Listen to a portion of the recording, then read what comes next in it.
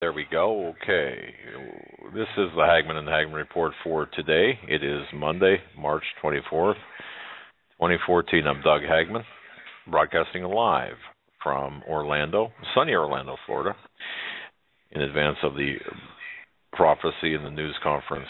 I want to apologize for the echo in the background. We brought some equipment down with us and broadcasting live here on location from Orlando in advance of the Prophecy in the News Conference taking place on Friday through Sunday.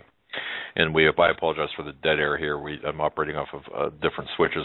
Joe is taking the night off, and we will be dark for the rest of the week. We're going to be playing the best of the Hagman and the Hagman Report, bringing you some very special guests. And then next week we've got a lot of special treats for you as we return live. For the new listeners, we have many. Of course, we broadcast live each and every weeknight from 8 to 11 p.m. Eastern Time, and our home base is HomelineSecurityUS.com. Now, tonight, folks, we have a very important, very special program for you. Joining us tonight, I guess that's folks, and I'm speaking to the men in the audience, a 2-day drive down across the country with wives and others. You know how it goes, right? We got in extremely late last night or early this morning and have been running ever since. So you'll have to forgive me. Now, that said, I want to welcome V, of course, the guerrilla economist, and Steve Quayle. Let me push the right buttons here to bring them both on. Now that there we go. All right. Flying solo, gentlemen. Steve, are you there?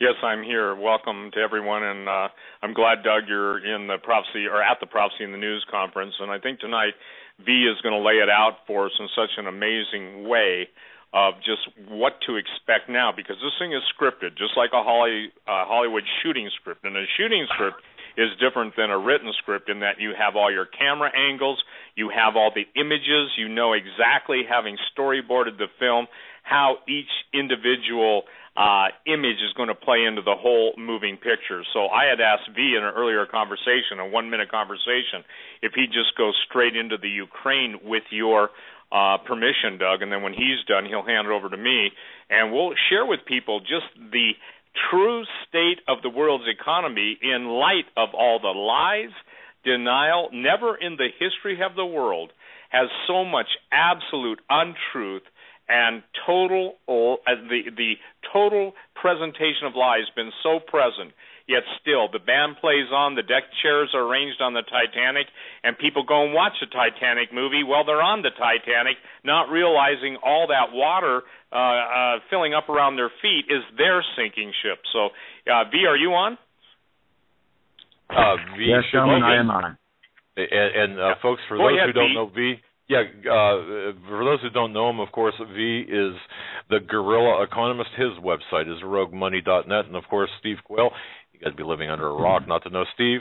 His website is stevequayle.com. Bookmark both sites and visit them often. V, I didn't mean to cut in your time. Take it away, sir.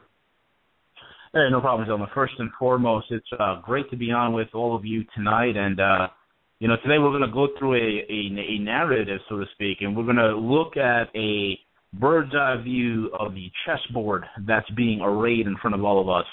And it's very important that we recognize what's happening and what's transpiring in this world, especially with the geopolitical moves away from the dollar. Oftentimes I said that we are in the midst of seeing the death of the petrodollar, and if you folks haven't had an opportunity to do so, I recommend listening to the last interview that me and Steve did on the Hagman broadcast about a month ago, where we covered the dead and dying bankers and how those quote-unquote suicided bankers have a lot to do with what's going on as well with this movement in Ukraine. Folks, what we're seeing right now is, it's pretty interesting. I was actually on the phone with W earlier today, and we're kind of batting ideas back and forth and bouncing ideas and just collaborating. We're trying to get an idea from his sources, from my sources, to see and plan out and project what the battlefield, and economically speaking, is going to look like in the next 5, 10, 20 years. And what we're seeing emerging, folks, is something that's very, very important that you guys have got to recognize. We are in the death throes, and those are his words, not mine, and it's so aptly put. The analogy, folks, if you want to put it this way, you have a patient who's dying, and sometimes when the patient's dying, you have a lot of spastic movements that all of a sudden just, an arm was flying this way, a leg flying that way, and it will hurt and hinder anything and everyone around it. That's what we're facing economically, and that's where the United States is. And what I mean by that is this. There's another adage that kind of fits this whole thing perfectly, and that adage is desperate people do stupid things. And, folks, let me tell you about this whole Ukraine thing, okay? Russia anticipated a move by the Western powers on Ukraine probably in the mid to late 90s, okay? Because going into the new millennium, we've seen a lot of the color revolutions, so to speak, all throughout Eastern Europe. We've seen it in Georgia when Saakashvili got elected. We've seen it in Latvia. We've seen it in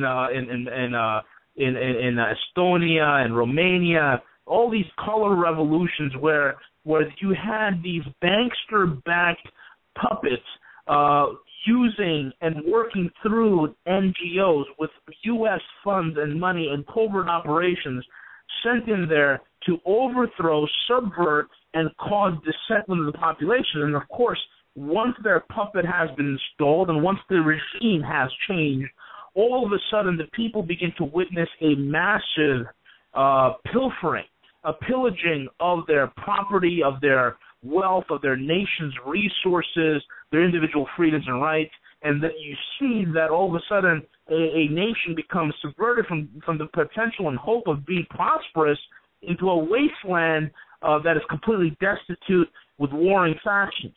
And this is not a new playbook. This playbook has been done multiple times. It's been done by the Romans. It's been done by the British. The Americans, we've been doing it very effectively for a long time as well until recently. Folks, the saying goes, you shall reap what you sow. And we are reaping the absolute embarrassment of all of our tactics of subversion blowing up in our face, okay? We went into Ukraine and we tried to overthrow a democratically elected government where in a nation you have a good majority are pro-Russian. You have a nation that has strong cultural and linguistic ties to the Russians, okay? There is a connection that the Russians and the Ukrainians share. That's through St. Cyril, where you get the Cyrillic alphabet, which is a common language and origin language for both the Ukrainians and the Russians. So we're talking about if you can imagine, the Russians and the Ukrainians are kind of like the Americans and the British, cousins, okay? So it's into this situation, and Ukraine is strategically important, folks, and I'm going to get into that as well. It's into this situation that the U.S. implants itself, because what we've been following, folks, since the end of the Soviet Union in 1990, in 89 and 90, we've been following a policy of encirclement. We've been following a policy of containment.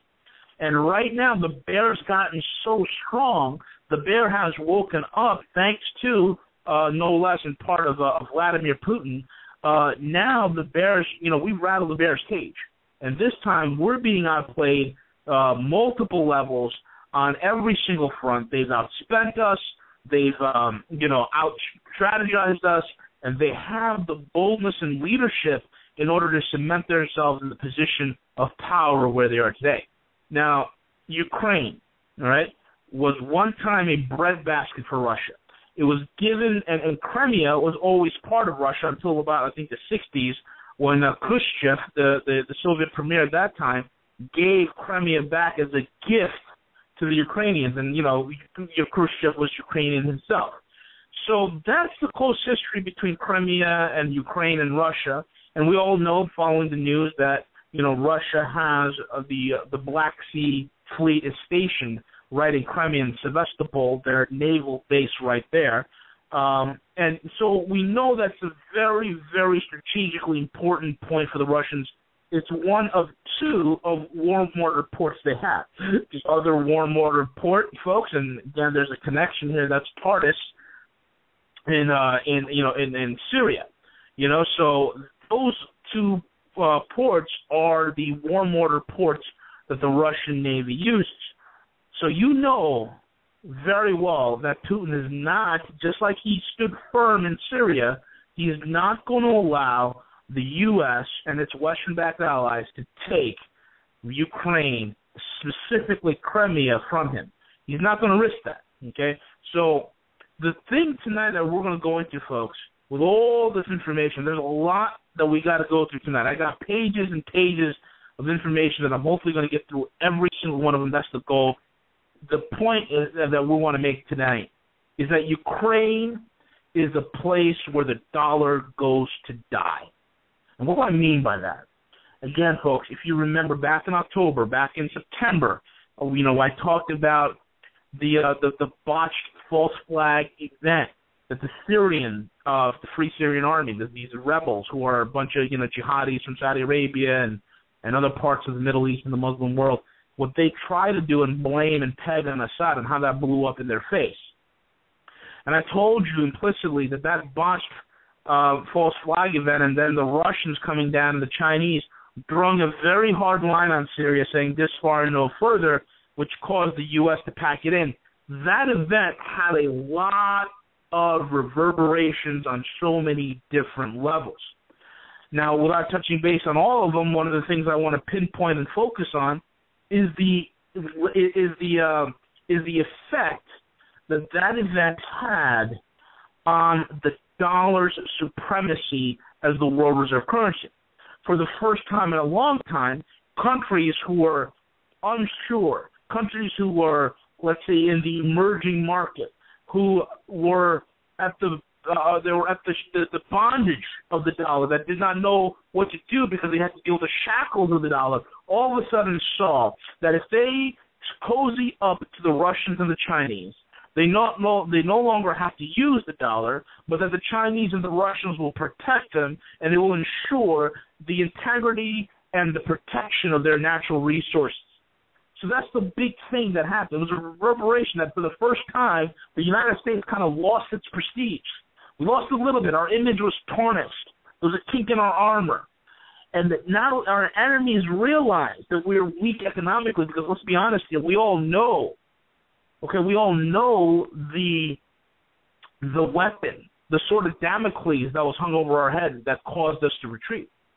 And folks, this time again, it's very important that you realize that no matter what happens in the Ukraine, we have stepped in it so bad that no matter what the outcome is, and I don't think it's going to be a conflict, okay, and I'll get into why I firmly believe there won't be no military intervention there. But the fact is that we're going to be stepping away from that, away from the Ukraine. And our mere fact of stepping away from the Ukraine, folks, is going to cause the final paradigm shift. And that's what we're going to focus on. The paradigm shift that will occur with the U.S. failure in the Ukraine is not something that's going to be indicative or can be measured by what a stock index like the Dow does or the S&P or the NASDAQ, but it will be something that will be sensed in the body politic of the global community. It would be something that will be sensed within the global economy as the U.S. will lose its last and final prestige.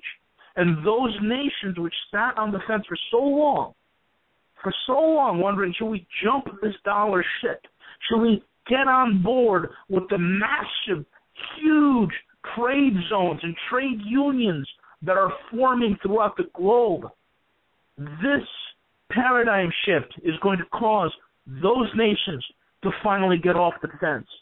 They're going to finally wash their hands and the dust from the U.S., and they will firmly run into the embrace of the Russians and the Chinese. And that's where we're going to kind of go tonight, folks. Steve. I think the best word right now, it's an interesting word, it's revanchist, and we're seeing Russia basically going after their, if you will, their old territorial claims. But I think the other thing that we've got to keep in mind is if you've watched the headlines, ladies and gentlemen, over even the last 72 hours, where Vladimir Putin is being projected as the protector of Western Christianity, at the same time the current administration and all those and even the military are being seen to the world as being diametrically opposed to Christianity. This all has obviously very prophetic significance and relevance. It's interesting to me that as V details out the situation in the Ukraine, especially the relationship of the money, I want to give you the famous statement in history that Rothschild made when he said, "Give me control of a nation's money and I care not who writes its laws." Well, the point is that big bucks are moving behind the scenes. And whether we like to admit it or not, major corporations, whether it's a Russian energy conglomerate or it's the biggest oil companies in the world, Exxon and others, they all have their place in, I would say, the prophetic checkerboard or chessboard that V started out the program with. The problem is right now is that America is being held in contempt. That contempt means to be, there's no way to really understand it except you could use disgust, revulsion, the entire presentation of what used to be Pax Americana, which would be more, I don't know what the Latin word for plunder is, but plunder Americana. We are now reaping what we've sown. And again, it's critical for people to understand this, that the entire Eastern European breakaway nations that were of the former Soviet Union or under their sphere are now terrified to death because they saw what has happened in the Ukraine. And I'm kind of with V at this point. No one can challenge the Russians in a non-nuclear environment, man for man. NATO, you want to know what NATO is? NATO is right now going to be probably, in my opinion, the top generals of NATO are probably being bought off behind the scenes. And someone says, what do you mean by that? If you remember Saddam Hussein's generals during the Gulf War, we, the United States, bought off a lot of his major military movers and shakers. In essence, we gave them so much money that they didn't even have to worry about it anymore, and most of them either fled to Switzerland or other countries around the world with, multi-million and tens of $1 million. So when I'm seeing the Ukrainians go over, and obviously, as V pointed out, a lot of the, especially Crimeans, are Russian by ethnic origin or by choice. The point being is that NATO is now faced with a challenge that they cannot deal with in lieu of the pathetic leadership of the West. I think, V, what's incredible to me is the completely obvious transparency of the taking down and taking part of the U.S. military, first on moral grounds, and obviously we all know don't ask, don't tell has turned into what one author said, flaunt it and be proud of it. But not only that, the battle lines now are being drawn in all realms, in the financial realm, in the physical realm, and in the spiritual realm. It's almost like the command that Joshua gave the children of Israel, choose ye this day who you're going to follow. And that's what it's going to come down to all of us. And here's what it comes down to in the economic front. There's so many voices out there, and yet day after day, week after week, month after month, V and I get the same questions from different people. Well, what about my future? What about my 401k, IRA? We've heard about all of the things that have gone on, ladies and gentlemen, and watched them in real time, where bank deposits were taken by the banks, and basically people went to bet on Friday, and by Monday morning they were wiped out or pretty close to it. It's the realignment of nations, and 70% of the world's most prominent and prosperous economies are saying no to the dollar. Now go back to Kyle Bass's interview with one of the financial advisors to Barack Obama, and and I use the name on purpose, and you see that they're going to kill the dollar. The whole idea is this, and this is V, and I'm going to turn it right back over to you to get people to understand, if the foundations be destroyed, the righteous can do nothing. And while the West sits basically licking ice cream cones, riding bicycles with those little caps on, the world looks at the West as being weak. Japan will be suing behind the scenes for peace. There's a whole lot of double crossing going on, a whole lot of triple crossing going on, and a whole lot of quadruple crossing going on. And what's going to happen? America is going to be isolated unto judgment. Now, I've said that for 20 years. You can understand, V and Doug, a lot of people didn't like to hear that. And I'm going to even go into further detail tonight after V's laid it out, what I see coming, because what I see coming now is so tragic that it's hard for the average American to wrap their mind around it. So, V, I think it's important that people understand that Vladimir Putin, KGB colonel, obviously spy master, obviously, and most of you probably never could forget if you ever saw it in the first place, that when Ronald Reagan was getting into his limousine, you had a picture of Vladimir Putin, pretty stout and pretty buff, right next to him, within feet of him. I think that was the first selfie for people to understand. That was their way of saying, look at how close we can get to your leaders. And hopefully later on in the show, Doug, we'll talk about even some of the talk radio show hosts that you and I specifically have tried to warn. This is all relevant, ladies and gentlemen, to warn of actual plots and schemes against them, only to have people close to them that happen to be very evil and wicked men try and undermine you and I and our warnings to them. We'll talk about that. But betrayal is the order of the day, and now Poland, the entire Eastern Bloc nations are panicked. Poland can call up 7,000 reservists, but that's nothing. And as most people who know the lay of the land of Poland knows what a blitzkrieg means from history. So basically, all of our promises, all of our former help, they're dismissing it right and left. So people are making deals. I'm talking countries are making deals, and I believe even Russia offered to divide up the Ukraine to Poland and some of the other countries that they just come on board. Did you see that, V? No, I didn't get a chance to see that. Well, so I'm going to turn it back over to you now, because don't you believe the great disconnect is that daily we become isolated, we become exposed. I'm talking United States. The lack of leadership, the lack of military leadership, the ability to respond.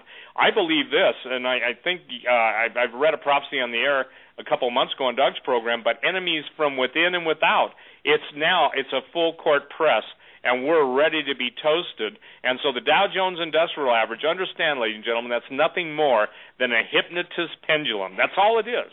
It's nothing more than a hypnotist pendulum.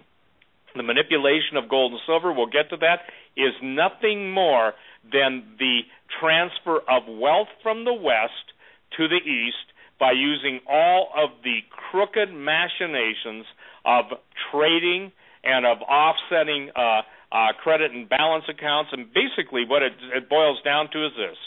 The money from the West is going all to the East. The Chinese will back the gold yuan or the gold renminbi, and with Russia trading their oil and natural gas, and I say this, V, I think Vladimir Putin can put the end to the West financial system in 1 hour and I don't know how many keystrokes, but they're about ready to do it. Wouldn't you say? Absolutely. So this is the way it's transpired. And just to give you guys a geostrategic understanding of what's going on. When I said earlier that the Russians have been anticipating a Western move against the Ukraine, it's because, we in the Eastern blocs, they were anticipating. And not only were they anticipating, they're ready for it. Now, the question is, why the heck are we in Ukraine? Well, simple. Number one, it's the strategy and the doctrine of containment that we've been running on the Russians for the last 20 years or so. Number two, it's to get the shale oil that's in Ukraine. Ukraine has a little bit of shale gas that's in these specific areas in Ukraine, specifically the Primorovsk region and the Donetsk province. Those are where the eastern shale gas lies. Okay. Now, one thing you got to know about shale, and anybody living in Pennsylvania with the Marcellus shale over there knows about hydrofracking. Okay, we know about the environmental disaster that hydrofracking does. I talked to a prominent oil executive who actually has his oil company. It's probably one of the biggest ones operating right now in the Marcellus Shale in Pennsylvania. And the gentleman flat out looked me in the eye and said, well, fracking is safe. All the chemicals that we use to pump into the water table, it's the same chemicals that you would have underneath your kitchen sink. I looked the man dead in the eye and said, will you drink what's underneath your kitchen sink? And at which point he abruptly stopped. But the point that I bring up is this. It's been an environmental disaster, and it doesn't cause that big of an impact into a nation's energy needs. It's just a drop in the bucket. It's not enough, okay? But that's not going to stop a whole bunch of idiots from going into the Ukraine and try to control their shale gas. The other thing also is the thing with Ukraine is that they feel that they can go ahead and control the pipeline flows of natural gas from Russia into the hot European markets. Because, like I said back in October, Europe is the actual prize that they want. Europe is the prize. And so they will do anything they can to control the pipeline, the energy flow, get the shale gas, contain Russia. These are all the strategies that are permeating. All of these are strategies of an idiot. Just like they try to control the pipelines and the pipeline deals that are being set up in Syria, and they failed miserably in that, they're failing in this as well, folks. And what I mean by that is this. Just because you can control the valves on a pipeline does not mean you control the source. It is the equivalent of you owning your home, and you don't pay your water bill for a few months, and all of a sudden the utility company, which is the source, comes down and shuts off your water. Now, you can control the faucets all you want, but you don't have control of the source. And that's what these idiots are failing to understand. That's how drunk and hubris they are. And this is my point of desperate people doing stupid things. Secondly, the shale gas. Who do they put in charge of the shale gas program? Well, they put two guys in charge, Igor Kolonomsky and the other gentleman by the name of Serhiy Tartua, both of whom are a bunch of neo-Nazi thugs, and both of whom are dual citizenships. They're Ukrainian and Israeli, okay? So there's a lot of intelligence operations going on, a lot of double-crossing going on, like what Steve mentioned, okay? So when you look at the Ukraine, right, a failed, botched attempt. You have neo-Nazis controlling this, the majority of the power structure that's coming into play, and of course you have the oligarchs and the Western-backed puppets. Putin, what he did was masterful. The man took out the entire eastern half of Ukraine, Crimea, and he annexed it without a single shot being fired, without any sort of bloodshed. And that right there is a marvel, folks. Russians were paying $90 million a year to lease out that naval base. Now, that naval base no longer has to be paid. It's theirs, totally and entirely. The other thing that's beautiful is what the West missed, is that there's great natural gas deposits right in the Black Sea in Crimea. So the annexation of Crimea was a very, very strategic move energy-wise as well. It means that not only does Putin have a navy there to protect those energy rights, but he has all the drilling rights off the coast of Crimea. A very, very powerful move indeed. So now what is the West going to do? Well, they got their hands tied. Folks, I will tell you right now, Ukraine, you could already write it off as a failure. We cannot field any troops. Logistically, it will take us at least till July, maybe even August to get any sort of sizable number there. And number two, the Russians there, folks, that's their home turf. You don't win wars against a well-equipped military in their own home turf. It's a suicide mission. So that military option, folks, is off the table. So what's left for the West? Oh, you hear the talk. You hear the bellicose language coming out of John Kerry, the Mr. Ketchup Man. And what does the Ketchup Man do? Well, the swift boat Ketchup Man says that they're going to go ahead with sanctions against Russia and ban them from the G7 and the G8. Who cares? The G8, folks, for those that don't know, the group of 8 is the most, or I'm sorry, the G7, and the G8 is the 8th as being Russia, but the G7 itself is the most broke insolvent club of losers on the planet. You want to talk about a group of countries and nations who have the most broken down, run down economies? All you have to do is look at the G7, headed by the U.S., headed by the British, the French, headed by even the Germans. You want to talk about insolvency? There you go, folks. And they're gonna, and there's idle threats of, oh yeah, we're gonna ban you from the G8 and the G7. Who cares? The real power, folks, is the G20. That's where the real power is. And I don't know if any of you guys heard what the Chinese delegation did at the G20 meeting in Australia. One of the heads of Chinese banking, he got up there, and he basically told that after the U.S. delegation got up and calling the kettle calling the pot black, the U.S. delegation got up and said to the Chinese, oh, you got to fix your credit markets. You got to do something to fix those bubbles that you have. And all of a sudden, the Chinese delegation got up and says, you need to fix your economy. You are living off the printing press. Those are his own words. You are living off the printing press. You do not have an economy based on industry, but on paper. Folks, that was a language that was so brazen and loaded that the world heard that. The 20 largest economies in the world heard that. And the U.S. delegation, most of them just walked out. Because what else can they do? What else can a group of losers do? And that's what happened. This thing with the Ukraine, it's over. What's going to happen in Ukraine? I'm going to tell you exactly what's going to happen in Ukraine and all its eastern neighbors. The biggest thing what they try to do is topple with the emergence of what's called the Eurasian Trade Zone. And the Eurasian Trade Zone, folks, is one of the biggest trade zones. I think it comprises anywhere between 12 or 14 time zones. And the Eurasian Trade Zone is being put together by the Russians, and it's being fashioned and festooned by Vladimir Putin himself.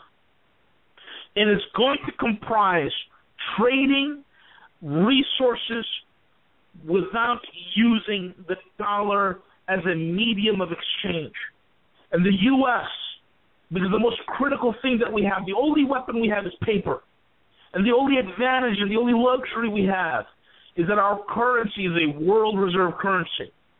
This strength, folks, also happens to be our Achilles heel. So the Russians are making a power move, and we're falling into it. The Russians, folks, let me tell you this. This is from inside sources.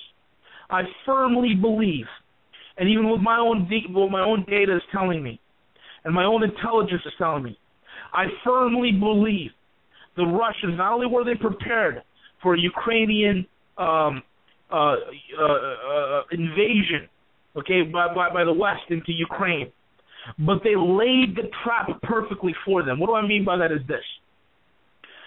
During this whole entire social upheaval that was occurring in the Ukraine, all of a sudden, a well-armed, well-funded police force that is pro-Russian suddenly stands down and mysteriously disappears back into the woodwork.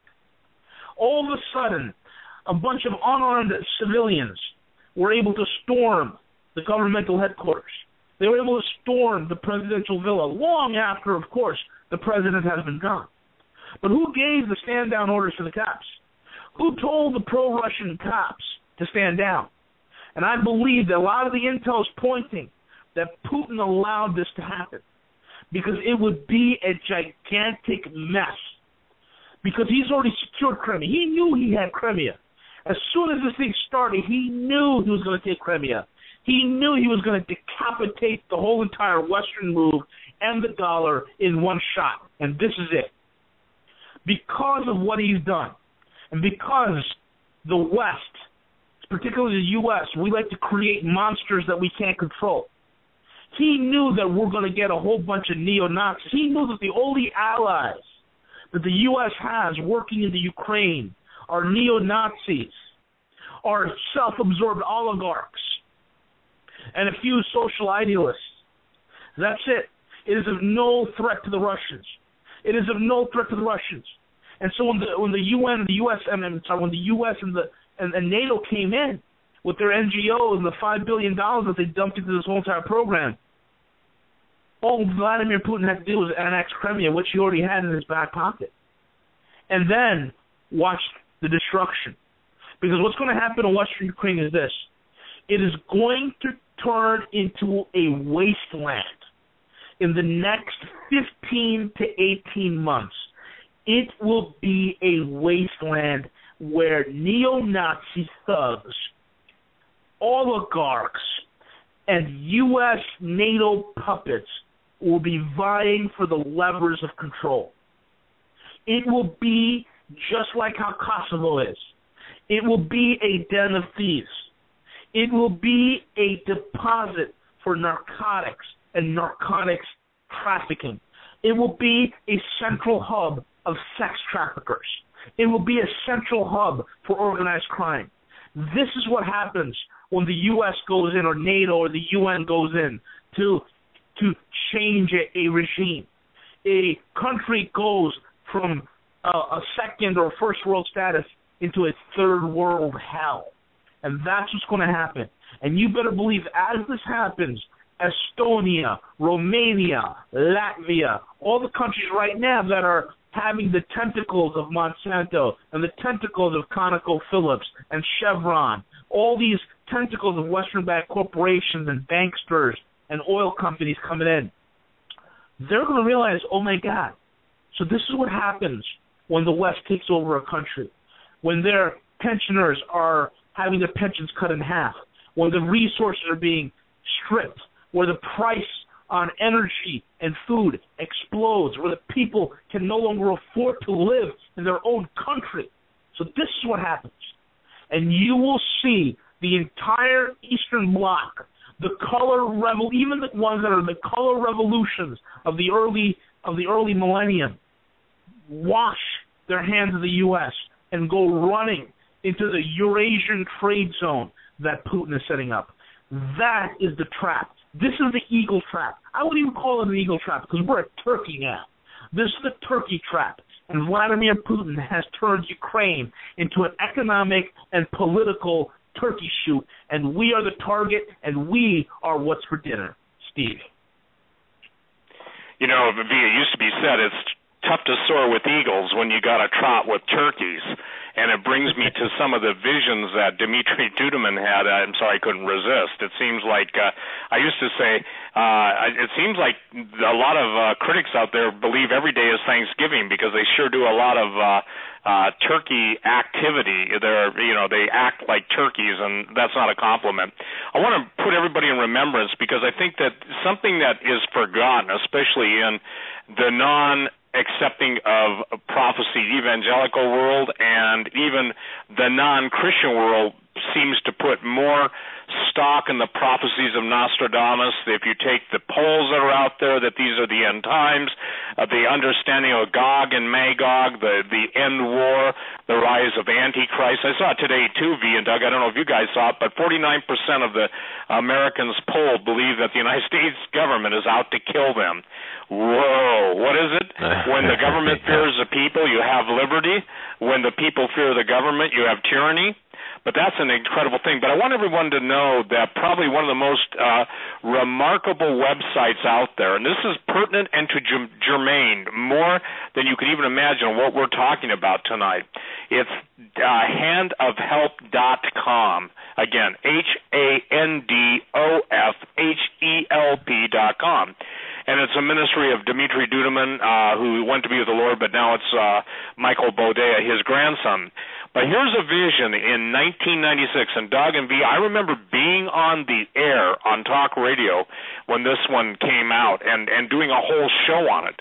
Because at this point, the Russians and Chinese were not buddy-buddy.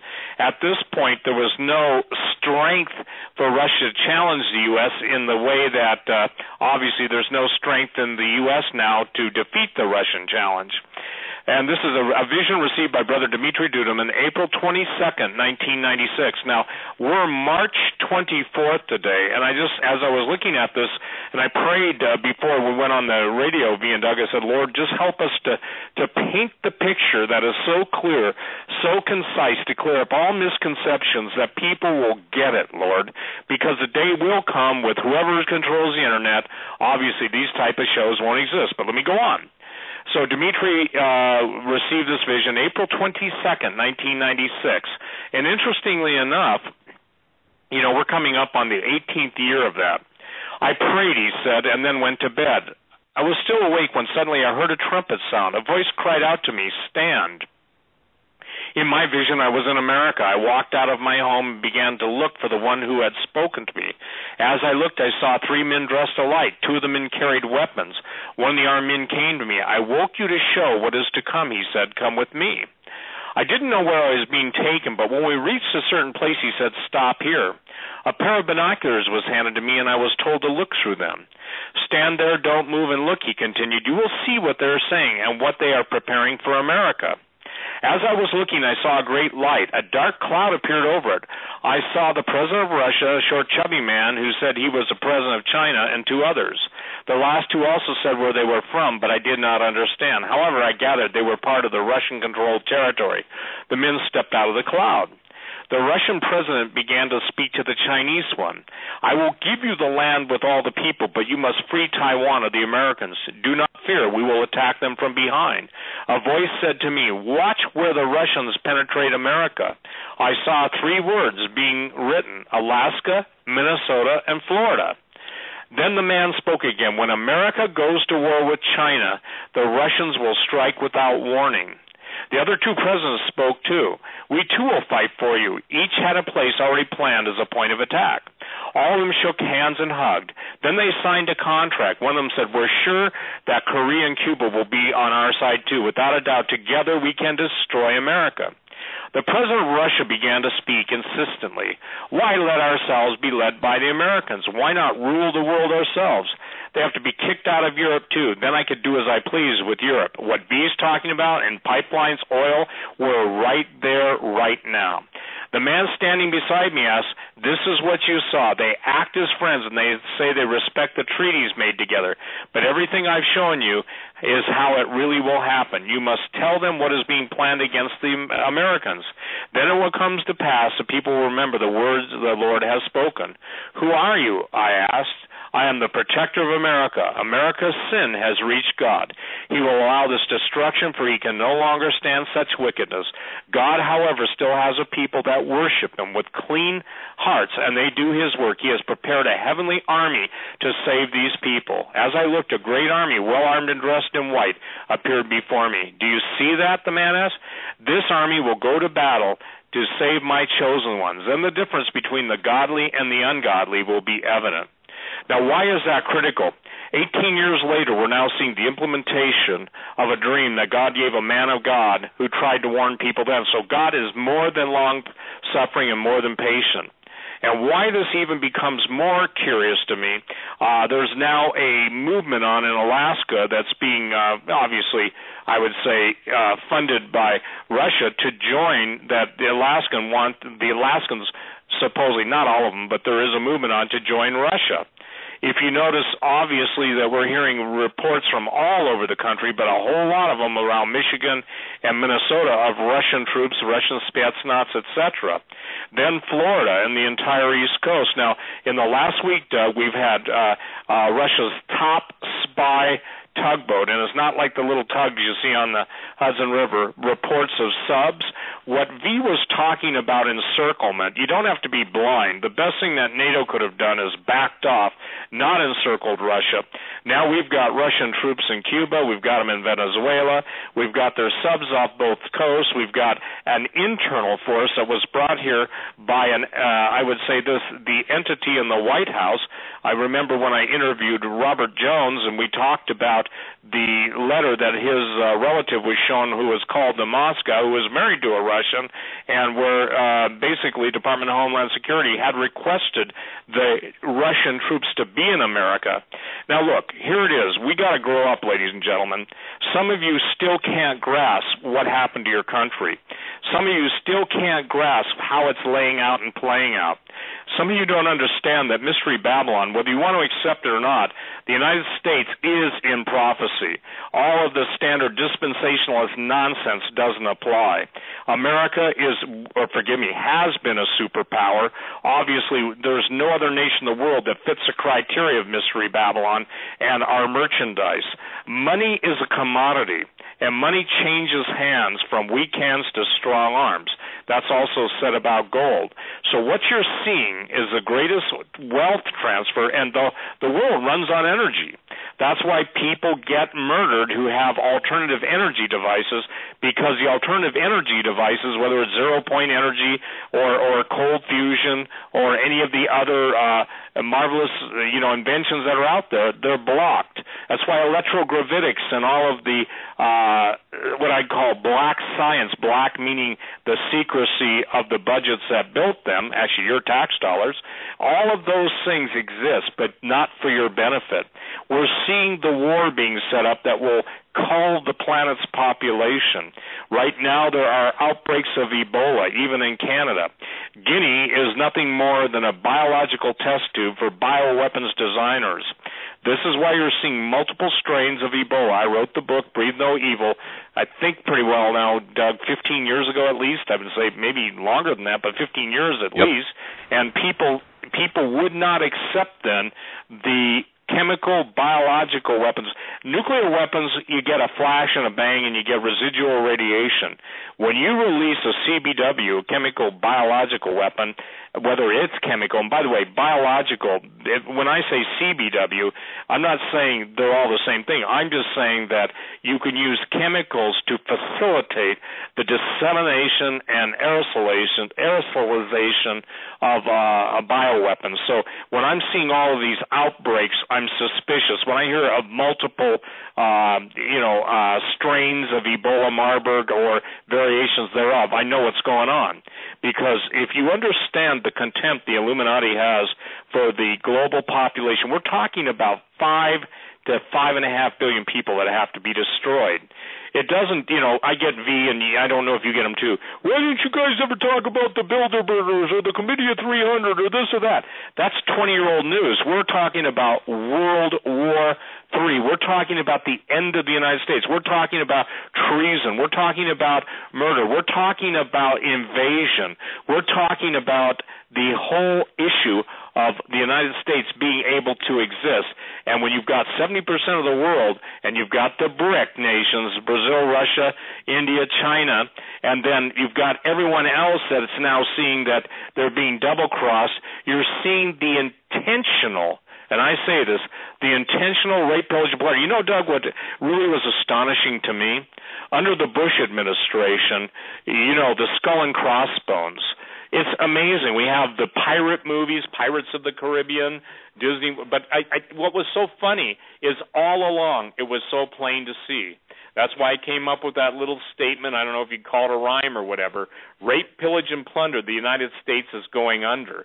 And it's going under in such a way that you cannot print your way out of this dilemma. The rest of the world is going to turn on the United States. Years ago on your show, Doug, I said the United States will become a hissing, and every day that becomes more and more pronounced. What B is laid out is the total abandonment of not only the United States, but people will run to the biggest umbrella of protection, and that is going to be a variation of Russia or China or both. And the sides are being picked, and the globalists are going to bring about the war, the Third World War, to bring on their man of peace. That's why you're seeing all the concessions from Rome, one world religion. That's why you're seeing all the treachery and the treason within the evangelical church of Chrislam. That's why you're seeing it all. It's all playing out. So, ladies and gentlemen, the word stand your ground is even more imperative than you've ever imagined in your entire life. So what we're trying to get people to understand tonight, V in laying out the expert global and geopolitical functionaries that are taking place in this, I'm trying to share with you that this stuff has all been planned for years, and now it's playtime. I think it's there was an interesting statement in the Mad Max movies. I think it was the one with Tina Turner. I don't remember. There was so many years ago, but where she was saying, maybe it was the one about the dome, but it's And that's where we're at. Fantastic, Steve. And I just want to. Yep. Yes, yeah.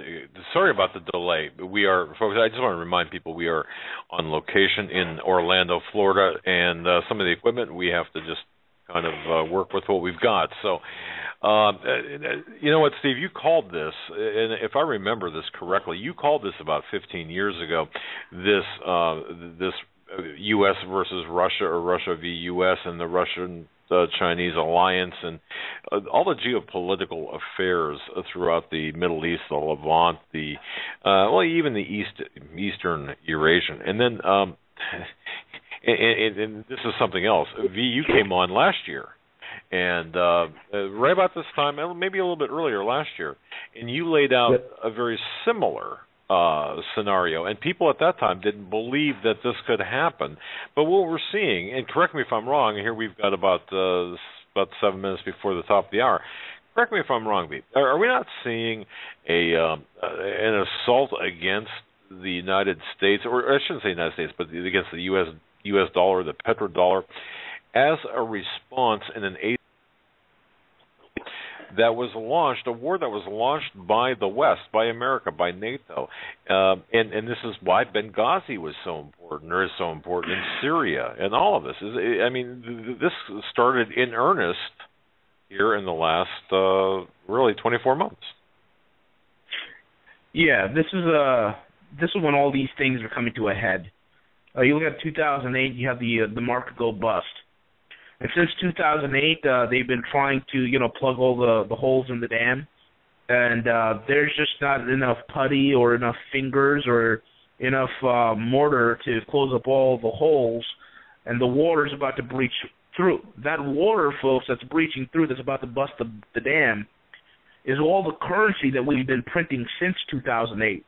It's all that currency that's been put out into the world markets and the forex exchanges that are coming home to roost. And that's why we're seeing the dollar up high. I mean, think about it. Why do you think that, as they're printing to oblivion, the dollar still stays at a very high rate? It's simply because all that currency that's floating out there is coming back home, creating a temporary rise in purchasing power. Now, this is a mad dash scramble now that's occurring to maintain the illusion of the dollar supremacy. And I've said this before.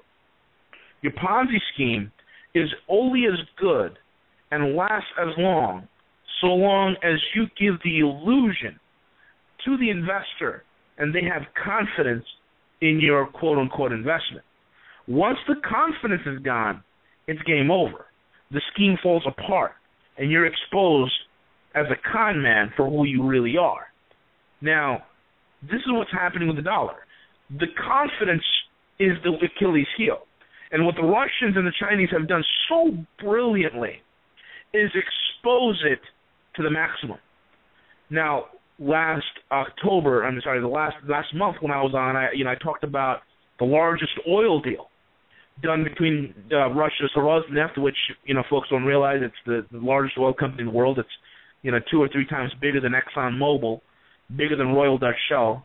Okay, Russia's largest oil company, Rosneft, signed an energy deal with a Chinese company called Sinopec, where the Chinese will be selling Russian oil at wholesale, bypassing the dollar. So now if any country wants oil, they just go to the Chinese and buy it from them. Why pay the extra fees associated with the dollar when they can buy it from the Russians and the Chinese? It's a no-brainer, folks. And, folks, let me tell you this. Remember what I told you. All the intelligence data from myself, from the other guys like W and a few of my other sources that are in the financial world, we are all seeing a late October date for a paradigm shift. And again, this is not something that's going to be reported in the news. It's not something you're going to see in the markets. It's going to be a regular day towards the end of April. But what's going to happen is so significant because of the simple fact that we're going to see a paradigm shift away from the confidence in the dollar. It will be shaken to the core. And many of those countries that sat on the fence about whether or not they should be involved in a bilateral trade or unilateral trade agreements with other nations bypassing the dollar, those countries are going to get off the fence. And that kind of sets us up to what's going to happen in May. In May, Putin has planned to meet with the Chinese, and they're going to ink the largest gas deal ever. And this gas deal is going to be run by Gazprom, the largest natural gas company on the planet. Gazprom will be supplying directly to the Chinese their natural gas. So that's already being set up. The second thing that's being done is you got to realize that what I told you, they have been anticipating the American escapade into the Ukraine. So in response to that, what the U.S. what the Russians have done is this: they've set up pipelines to Germany. Okay, the first pipeline is called the Nord Stream pipe, which is complete, and the South Stream pipe will be completed towards the end of the year. So already the strategic movements have happened, which is going to, in other words, folks, the stage is already set. And if the Russians and the Chinese decide that next week or next month they want to put to bed the dollar forever, they can do it. End of the dollar right now, or whenever. Yep. Whenever. Exactly. Okay, all right. I just want to bring people's attention, and Steve, I think we had talked about this before, and folks, if you haven't heard this before, it's really interesting. A gentleman by the name of Dr. Dennis Cuddy was one of the world's foremost experts on the New World Order. Back in 1973, he wrote a memo describing the means for social control over the world's population by deliberate economic and political destabilization, so that later he called it the debt leash could be used to strangle a rebellious nation into submission to global governance. And this has been the standard operating procedure of the Illuminati, of the people behind the power. And this is what we're seeing right now. We're seeing all of this come into effect. Or seeing this playing out, the global control through the international banking system that controls all of the central banks, the Federal Reserve itself, and the international bankers, the CFR Trilateral Commission, Zygmunt Brzezinski, and don't forget his daughters and media. But isn't it interesting? Everything is controlled. But these various think tanks which control the Republican, Democrat, all parties, it doesn't matter, Republican, Democrat, or whatever, they've actively promoted numerous things to take out the dollar. And now this political destabilization, that's not limited just to the United States, but all across the world. I mean, we got our mitts into everything. And I'm just so thankful that Steve Quayle and V, the Guerrilla Economist, are here to talk more about exactly what's taking place. With that, gentlemen, just hang loose here.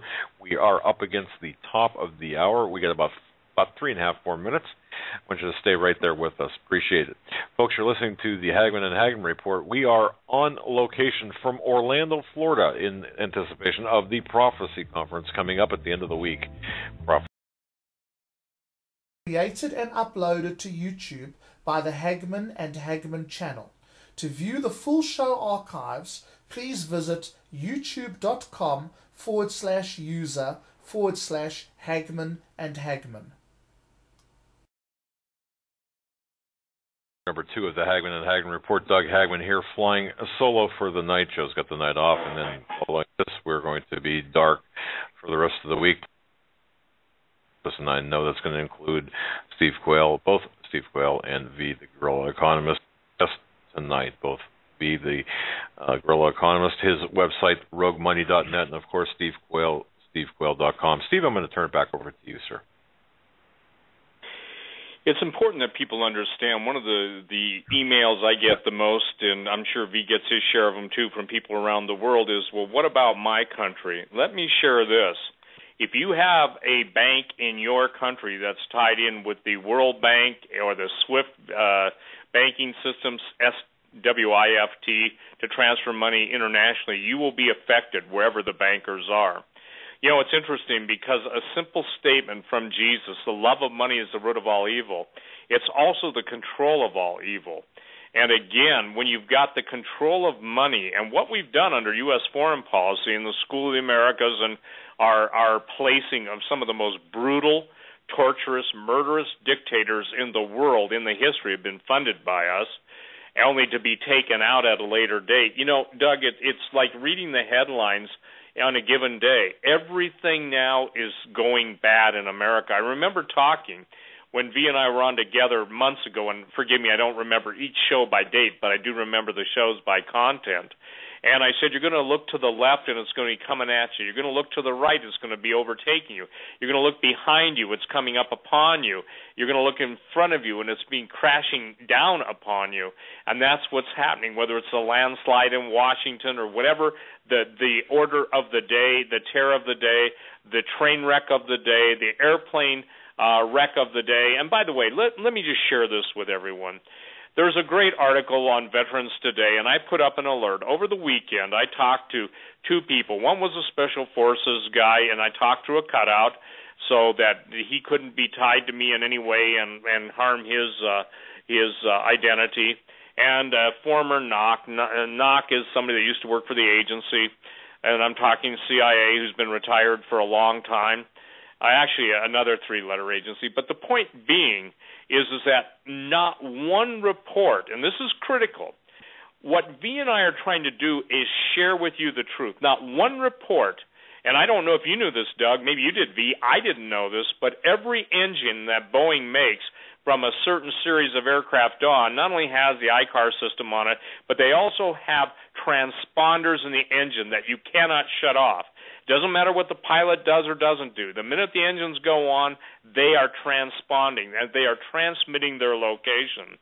General McInerney, I can't pronounce his name very well, basically retired lieutenant general, basically said immediately that plane was in Pakistan. It doesn't matter where it ultimately is. There are people saying it's in Diego Garcia. But the whole point of the argument is simply this.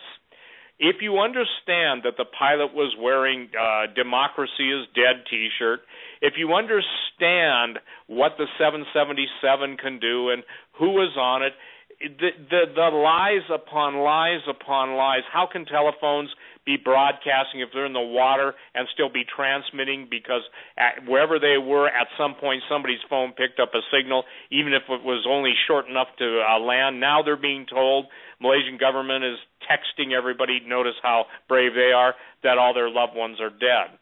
This is an operation of heinous, disgusting, and wicked proportion.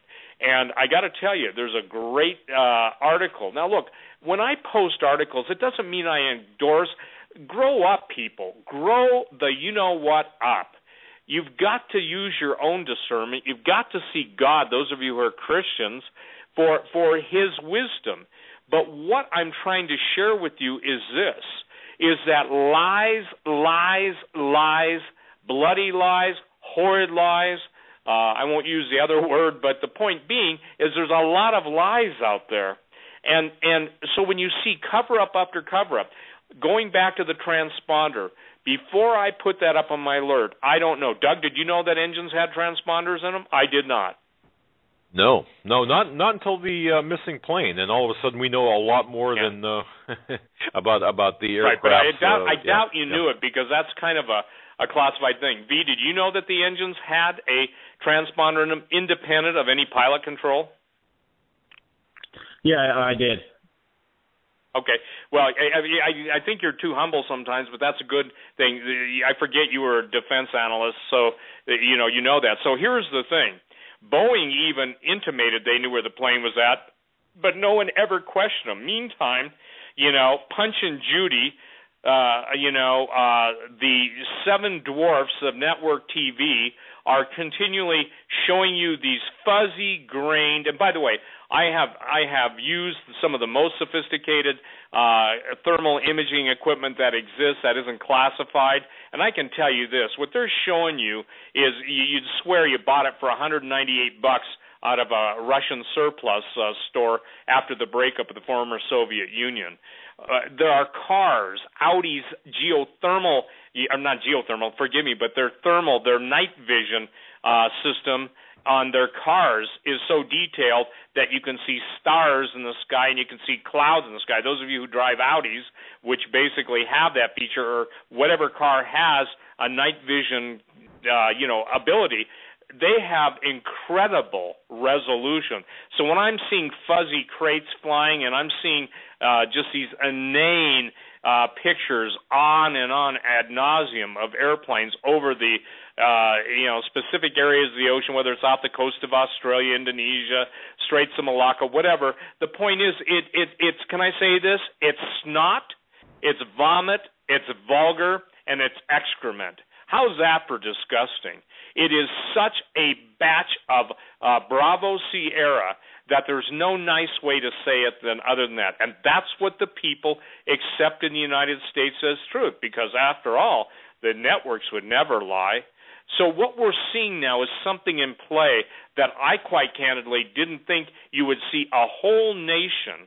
And obviously there's a small percentage of people that get it, but if lieutenant generals and all their sources are telling you something, who are you going to believe, them, or are you going to believe the network vomit brokers? Unless, and here's the practical point for tonight, I'm going to turn it right over to V, unless you turn off your bloody, and I mean bloody TV, that thing with the dial, the remote, and the telepresence in your life will put you into a state of a brain numbness that will ultimately be responsible for your death. I believe that whether you want to look at it, you can look it up. The patents are on there. I've posted stories on my website, and you can just go do a search. You start using Start Page or IXQuick. Don't use Google. Use some of these other search engines that allow you to search without having your IP recorded. But if you want to really know what's going on, if you were to even grasp the ramifications of 5 of the most important mind control weapons, you'd see it's in what you watch, it's in what you hear, and it's in what you're exposed to day in and day out. So I want to get back to V and how this plays out and why you're seeing China now and Russia being the 2 major gold buyers in the world. And even today, V, they knocked gold down $25 and they knocked silver down, 20-some cents. And people say, well, how can they do that?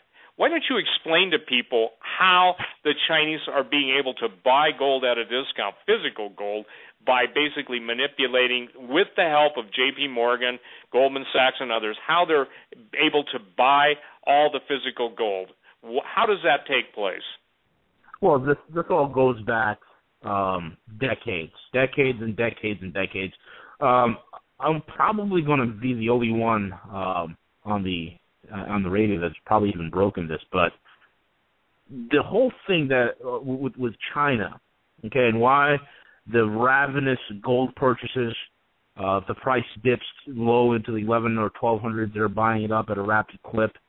The price being in the 1300s, and then we saw as high as close to $1,400 per ounce, and then all of a sudden you see the beat down again, and then the Chinese buying more again, even though the physical market is shrinking at such an alarming rate. There's really not much left. What's being taken out also is being taken right out of the refineries. We heard about the Swiss refiners being backed up and delayed. Let me explain what all this means. Years ago, folks, decades ago, the Chinese have placed a significant amount of their gold fortunes, their gold wealth, into the European and British banks. Okay, the Bank of England, they placed it into the various French and German banks, Swiss banks. And so when the globalist forces had this idea to go ahead and create the EU, the European Union, that they've been working on for the last, prior to that time, about 40 years or so, they wanted to really bring it to play. And in order to float the bonds that were needed to get this thing going, what they did is they pledged as collateral the Chinese gold that was in the BOE and that was in the Swiss funds. So that gold was used as collateral for the Eurozone. With and the hopes was that the Eurozone will be sustainable. And of course, these idiots can't, manage anything. They can't manage a convenience store, let alone a country. It's amazing to me how these guys can even balance their own checkbooks. But what, of course, happens is they take the Eurozone, they run it into the ground. The Chinese gold is gone. The banksters have confiscated it. So in this process of having it all gone, now, in the last, I'd say 5 years or so, the Chinese have been really bringing the pressure to bear and demanding repayment of all their gold that they've ever loaned the Europeans. So on top of all the buying that they've been doing, they've been repatriating their gold as well, to the tune that we have 1,000 metric tons of gold leaving the European zone, the Eurozone, and the British Isles every month. They're doing this in order to get back what is rightfully owed to them. J.P. Morgan is involved in the whole same thing because, again, the whole London whale squabble and his debt that went down south that he lost to the tune of $100 billion, not the $2 billion or $9 billion where they left it, but $100 billion, had to do with rehypothecated Chinese gold. Hence, J.P. Morgan is in the process of paying them all back, and their headquarters down here in New York was put up as collateral for that for that debt that was lost. Okay, so this is what's happening, and this is temporal. There's not much being done right now in terms of there's not that much paper to float, or what I'm saying is there's not enough paper left to keep the suppression going. A lot of investors are seeing the handwriting on the wall, and they are waking up to the fact of the idiotic spending habits of the United States, and we're seeing this in the Eurozone, in the Americas. And these investors are waking up and saying, we don't want any part of this. We're going to head for a safe haven. And as the Ukrainian situation unravels and blows up in the United States' face, there's going to be a mad dash to the exit doors.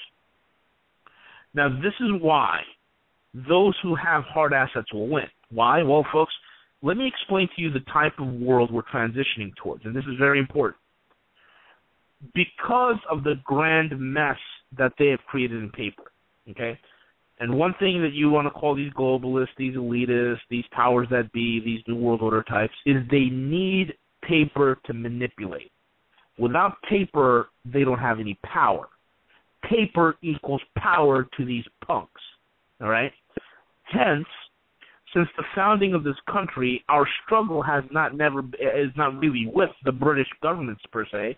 Our struggle from the birth of our nation was against the banksters. It was against the formation of two central banks, and finally the third central bank succeeded. It has always been against the fight of hard currency and hard assets versus paper and fiat. They need this to survive because you cannot manipulate a hard asset. A hard asset is limited, it's finite. It has intrinsic value. So there's not much you can do in terms of manipulating it. So in order to jack up an economic system sky high to the way we have it today, you need fiat, you need paper. That's the Achilles heel. The Russians, the Chinese, the 20 other large economies understand this. And they are in a hard asset buying mode. And we are transitioning into a new world, folks. The new economic reality that we are transitioning in towards is a reality where paper no longer dictates the value of a hard asset, but hard assets will dictate the value of the paper. And what I mean by that is this: he who has the hard assets wins. He who has the gold wins. His currency worth, his economy will be based upon his assets. We don't have none in this country, whereas those in the rest of the world and the rest of the large economies do. Okay? So we in the West will be left holding the bag. We in the West will be on the outside looking in, while the rest of the world goes on and forms their trade zones and trade unions. Now, I told you how all this thing will play out. Another trap, and folks, I'm telling you right now, if the United States decides to pull some sort of a sanction on the Russians, this is how it's going to play. If Vladimir Putin wanted to end the dollar tomorrow, he can do this. He can all of a sudden raise the price of oil. Now, we know that $115, $120 is somewhat sustainable for the U.S. It's at a 115 is sustainable. 120 we're at a breaking point. At $150 a barrel, there's no way we can sustain it. At that point, we have a complete crisis. Trucks can't move, planes can't move. It becomes a logistical nightmare. There's gridlock in the supply chains, supply shortages, and we crumble and implode as an economy. We just cannot take that type of hit. Not only can Putin raise the price of oil to that level, but he can also, as a double whammy, say, pay me in gold or pay me in yuan, and it effectively put an end to the entire petrodollar system. That's trap number one. Trap number two that we see forming, and we remember what happened with the Saudis at the Sochi Olympics. The second trap that could happen is you could have the Saudis, who right now feel extremely isolated. Okay, they're feeling extremely isolated because of what has occurred with the whole Syrian debacle. Now, one of the things that I highlighted the last time that I spoke was we have the Saudi Arabians pumping 90% water and 10% oil. Okay, they're not producing. Their wells are tapping out. The largest wells they have are running dry. So what are they going to do? Their energy war for energy takeover to control energy markets in the Middle East has failed. And the U.S. left them high and dry when they exited Syria. So now the Saudis and the rest of the Middle East is in chaos. We hear about the Saudis pulling their ambassadors and the United Arab Emirates and Oman and Qatar, and Jordan and Egypt. They're all pulling their ambassadors out of Qatar. Qatar is like the U.S. honeybee over at in the Middle East.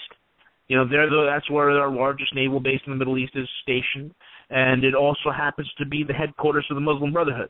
The rest of the Muslim world cannot stand the Muslim Brotherhood because of the vast destabilization that has occurred. So these Arab fiefdoms are in chaos. OPEC is coming apart at the seams. So into this vacuum, into this chaos, guess who steps in? China. And why would China step in? Well, the Middle East's biggest trading partner is not the United States. It's not the European Union. No. The biggest trading partner, to the tune of $300 billion a year, is the Chinese. And at that point, folks, here comes Putin's second revenge. The Saudis that have once threatened Putin at the Sochi Olympics, all of a sudden will be taken by their nose and forced to participate, because right now their life has to depend on it, in a yuan-backed or a petro-yuan. This is what's occurring, folks. And I'm not even going to get into, actually I'm going to get into the biggest trade agreement ever being penned right now as we speak, and that's RCEP. And no one's talking about it.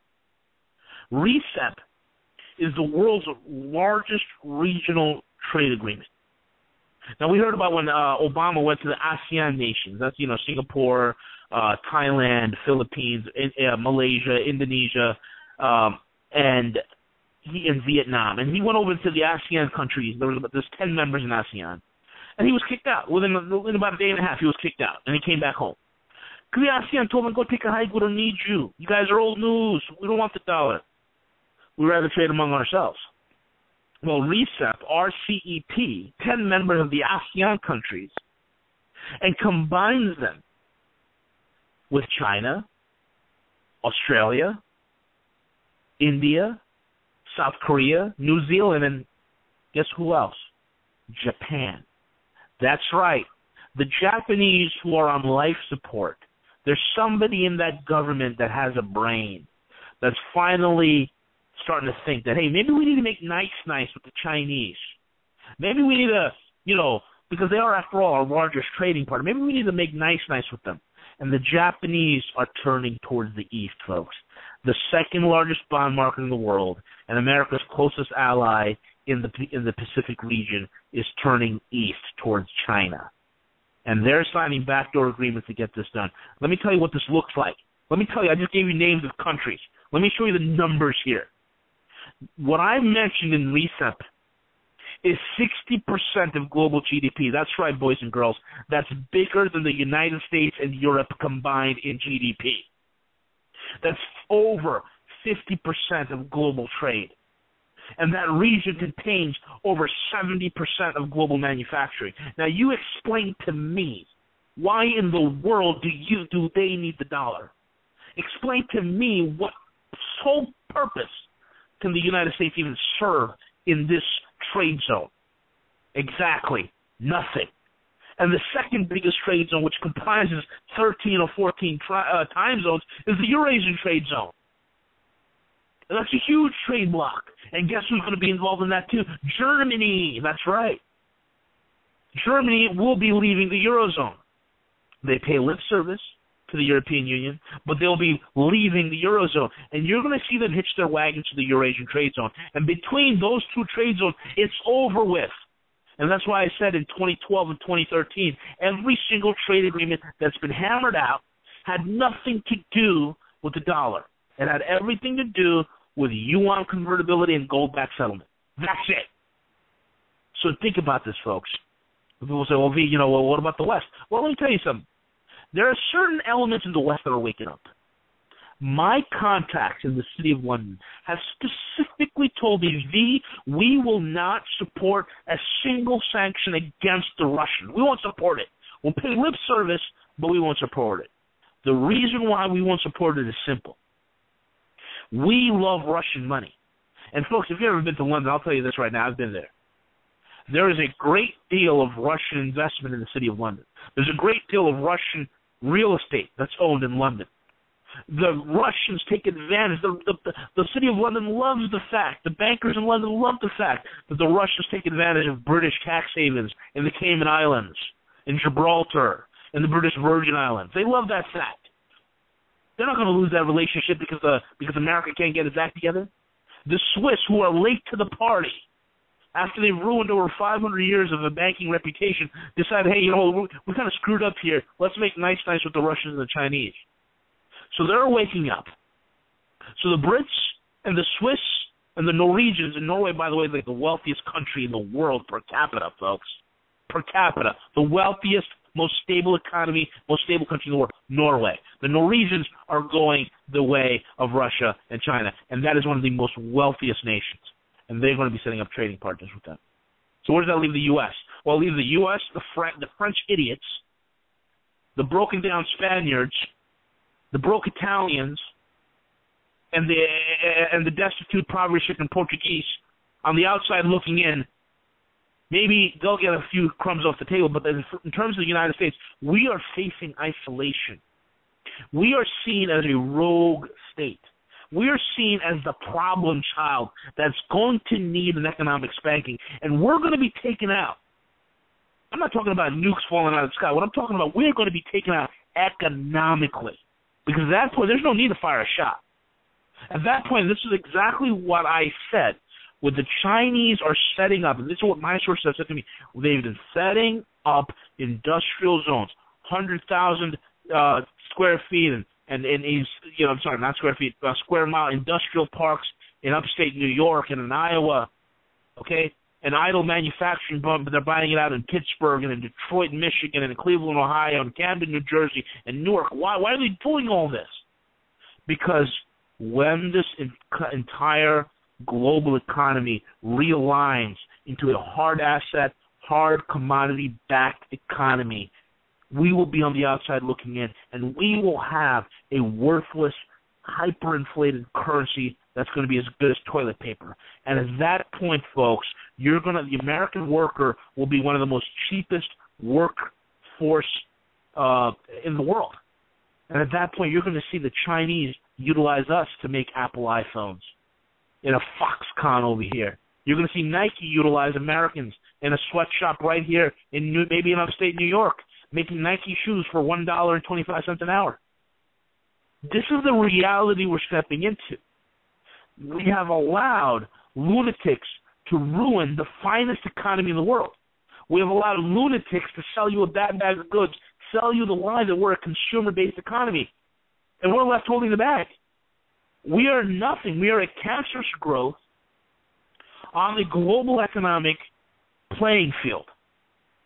And nobody wants to play with us anymore. The game is over. And people already see globally that the emperor has no clothes. This is why China was so quick to throw their hat in the ring with the Russians over Crimea. And the Indians, so quick.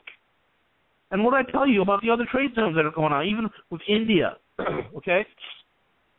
And the Iranians and the Turks, they're all tilting east. The BRICS, these are all in play. And we are seeing a commodity powerhouse, which is the Russians, and an industrial superpower, which is the Chinese, coming together, creating a new economic world order and putting the Western banksters on the outside looking in. Folks, that's the world we're heading into. And they hold all the cards. Yep. V, it's interesting that you mentioned that we will be the slave labor, and we obviously, I do believe that. V, the benefit here, I just want to make sure that people understand this, and maybe you can just touch on this again. You mentioned Saudi Arabia, and Steve, you and I spoke, and well, all the three of us spoke about Saudi Arabia here the last couple of programs. The Saudis saw what we did in Egypt, and of course they weren't too impressed. And I'll get emails after a program like this, Steve and V, from people saying, well, China, China, their economy is a little bit rough, and, they hold a lot of U.S. paper, whatever. But the fact of the matter is, how do you fix a bad economy? Well, two words, cheap energy. In a way, are we not seeing Saudis being pushed into the arms of China, V? Yes, absolutely. And they're being put there because of us and the idiotic foreign policy that we're running, and the idiots that are in charge of this administration running the country to the ground. That's what's happening. We're not only chasing the Saudis into the Chinese arms, but we're chasing every single person that has any sort of resource or benefit or beneficial business that can be that we can engage with. We're pushing them directly into the arms of the Russians and the Chinese. We are totally being isolated, Doug. Gotcha. And Steve, we've talked about this too. I'm just going to toss it back to you, Steve. Oh, by the way, I just want folks to know, and in fact, Steve and V, I'll tell you this. I did not get a chance to tell you this before, and ladies and gentlemen, emails that I'm getting, thank you very much for your emails. For whatever reason right now, for the last 24 hours, I have not been able to send emails. I just want to let you know that. I can receive them. I cannot respond to them. I've got somebody working on that as we speak. But go ahead, Steve. Take it from here. Well, I think it goes back to this. I think that, and look, I don't buy the liberal bull, of the revision version of history. Okay, let me take everyone to Deuteronomy 28, and starting at the 43rd verse, and I'll read about 6 or 7 verses. Now, listen to this. This is Deuteronomy 28. Tell me if this doesn't apply. The stranger that is within thee shall get up above thee very high, and thou shalt come down very low. He shall lend to thee, and thou shalt not lend to him. He shall be the head, and thou shalt be the tail. Just put into that parentheses. Moreover, all these curses shall come upon thee, and shall pursue thee, and overtake thee, till thou be destroyed, because you hearken not unto the voice of the Lord your God, to keep his commandments and statutes which he commanded thee. And they shall be upon you a sign and for a wonder, and upon thy seed forever. And he goes on to say, verse 48, therefore shalt thou serve thine enemies, which the Lord shall send against thee in hunger, and in thirst, and in nakedness, and in want of all things. And he shall put a yoke of iron upon your neck until he has destroyed you. The Lord shall bring, verse 49, the Lord shall bring a nation against thee from afar, from the end of the earth, as swift as the eagle flieth, a nation whose tongue you shall not understand. Doug, when I read that, and I put, how do I say, when I read that, let me read the 50th verse, I'm sorry. A nation of fierce countenance, which shall not regard the person of the old, nor show favor to the young. And he shall eat the fruit of thy cattle, and the fruit of your land, until you be destroyed, which also shall not leave thee either corn, wine, or oil, or the increase of thy kine, or the flocks of thy sheep, until he has destroyed thee. Every single thing that we see, whether, we talk, Doug, on your show at different times about Russian Spetsnaz, about Chinese troops in Mexico, in Canada, the battle plan, the dreams of vision. But all it boils down to this, is we were a nation that once honored and esteemed God, and how the entire liberal Christian community can sit back in their silence, or the conservative Christian community for that matter, and see the total devastation against Christians around the world. And isn't it interesting?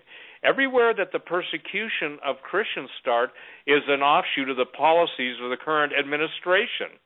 And ladies and gentlemen, you may find that hard to believe, but the tree is known by the fruit it bears. I think, Doug, we have tree avoidance glasses on most people. There is a pall of what I would call damnable ignorance in this country. There is a pall of denial beyond description in this country. You can call it normalcy bias or whatever. But the bottom line is that the Word of God says that because we choose to believe a lie versus the truth of Him, His Word, His Son, His redemption, His power, His resurrection, we're given over to believe that lie. And I can only tell you this, that the only answer for being given over to believe a lie is either one, destruction, or repentance. And you know, I hear that we get a lot of flack, especially after last week's show, from, quote, evangelicals. Well, who do those no accounts think they are? Hey, you're right, we're no accounts, but the one thing we're provoking somebody who thinks they're big shots in the evangelical world is to consider your ways. This whole country could not have gotten into the mess it's in except the fish rots from the head first. The pulpits are silent. I think it was good night. One of the famous evangelists, and I couldn't psalm from David's harp. I can't think of the guy's name right now. Charles Finney, who said that when America or any nation's destroyed, it's because of corruption in the pulpit. Need I say more? You go to Drudge, and you have one of the leading Catholic judges. The statement he makes is that this administration is totally responsible for anti-Christian bias throughout the world. And yet you see the people, you know, who voted for him just shouting and clapping that he's their savior. I would like to remind every person of color, white, black, or any other color schemes that Jesus is savior and God, not the state. Therein lies the problem. And because we have done these things, look, it can't get any plainer. The stranger that is within thee shall get up very high, and thou shalt come down very low. He shall lend to thee. China has lent to us, and thou shalt not lend to him. And he shall be the head, and we shall be the tail. And unfortunately, the tail is what really, how should I say this, is not the best part of the body when it comes to being able to see what's going on. Unfortunately, most people have to extricate their eyeballs from where they shouldn't be, and I'll say it tactfully, and begin to see the real world around them, because it's not the pretty picture. And until they get hungry, until their kids go to sleep whining, crying, and Daddy, I'm hungry, or Mommy, until we see blood in the streets, till we see just the innocents slaughtered and then righteous people mowed down, I don't think outside of repentance on the order of Nineveh is going to change anything. What B is giving everybody tonight is a warning. You're hearing an analyst, you're hearing an analytical approach to explaining the chessboard, right? And you're seeing the moves and counter moves, but it all means you're in deep trouble. You know, Doug, I tried to get people years ago to realize that food they would buy at one price would give them an inherent raise in their cost of living. In other words, they would be able to buy food at one point in history and not have to spend more at a latter point in history. Well, that was met with, you're just trying to sell fear to sell food. Well, now, you know, eat your heart out, because obviously hamburgers approaching $4 a pound, and beef is the highest it's been since they started keeping track of it. And little by little, in Deuteronomy, it talks about the fields being smitten. It talks about the fruit of the land and all the labors, and that the nation which thou knowest not will eat up, and you will be crushed and oppressed. I got news for you. That's where we're at. And until people get it, and I'm afraid it's too late to get it, the few that can hear will hear, and to hear and to act. And look, it is scary. but it's not scary if you put it in the context of faith. And I take on my critics and those who say, you guys sell fear to sell gold or silver or food or whatever. No, we're telling you what the smart people who are going to destroy this country are doing, and we're saying don't be a victim, and by all means don't be a refugee unless you can be a refugee led by the Spirit of God out of this country and be able to take what God has given to you with you. And continue on, because right now I believe that we are at, let's just say this, we're at moments of mercy, and when the moments of mercy are over, the flurry of evil will fall upon us, just as that landslide in Washington came quickly. And by the way, the name OSO, O-S-O, one of my friends who's an intercessor, Beata, said that stands for bear. And instantly she got it, that just as the landslide came out of no place and covered the land in that area, so will this invasion and so will our demise cover us fastly. You know, it doesn't matter if you're starved into submission, Stalingrad. It doesn't matter if you're blown into oblivion. Either way, our days are numbered. And I rebuke those who say, well, you don't love your country very much. No, I love the foundation principles of my country, and because I care for people, I'm trying to warn them, trying to help them. And as somebody who's been on talk radio for 23 years, and Doug, I know that if we get 100, 1,000, 10,000 through all the broadcasts we're blessed to be able to have, then it helps.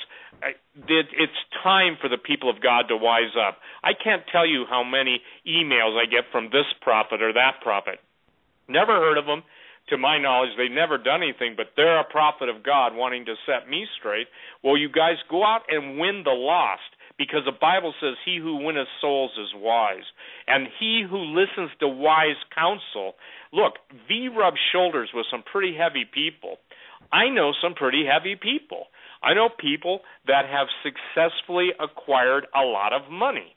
Obviously, I try and win some of those people to Jesus, and sometimes, you know, I do the best job I can, and not because I want their money. I want them to realize that their money isn't going to go into the grave with them, so why not help the veterans of the United States? Why not help the people that were willing to die once for their country? Now don't let them die before your eyes because they're being cut off. And again, Doug, no one called that earlier or more concisely than I did, and yet I couldn't even get the vets to go along with it at that point. Now the ones that are still alive are starting to see. So, you know, the point that we've got to make is understand this. Every war is economically based. You can have the righteous indignation, but it always ends up with religion is applied to resources, and when God blessed those who walked in his way, he blessed them with resources.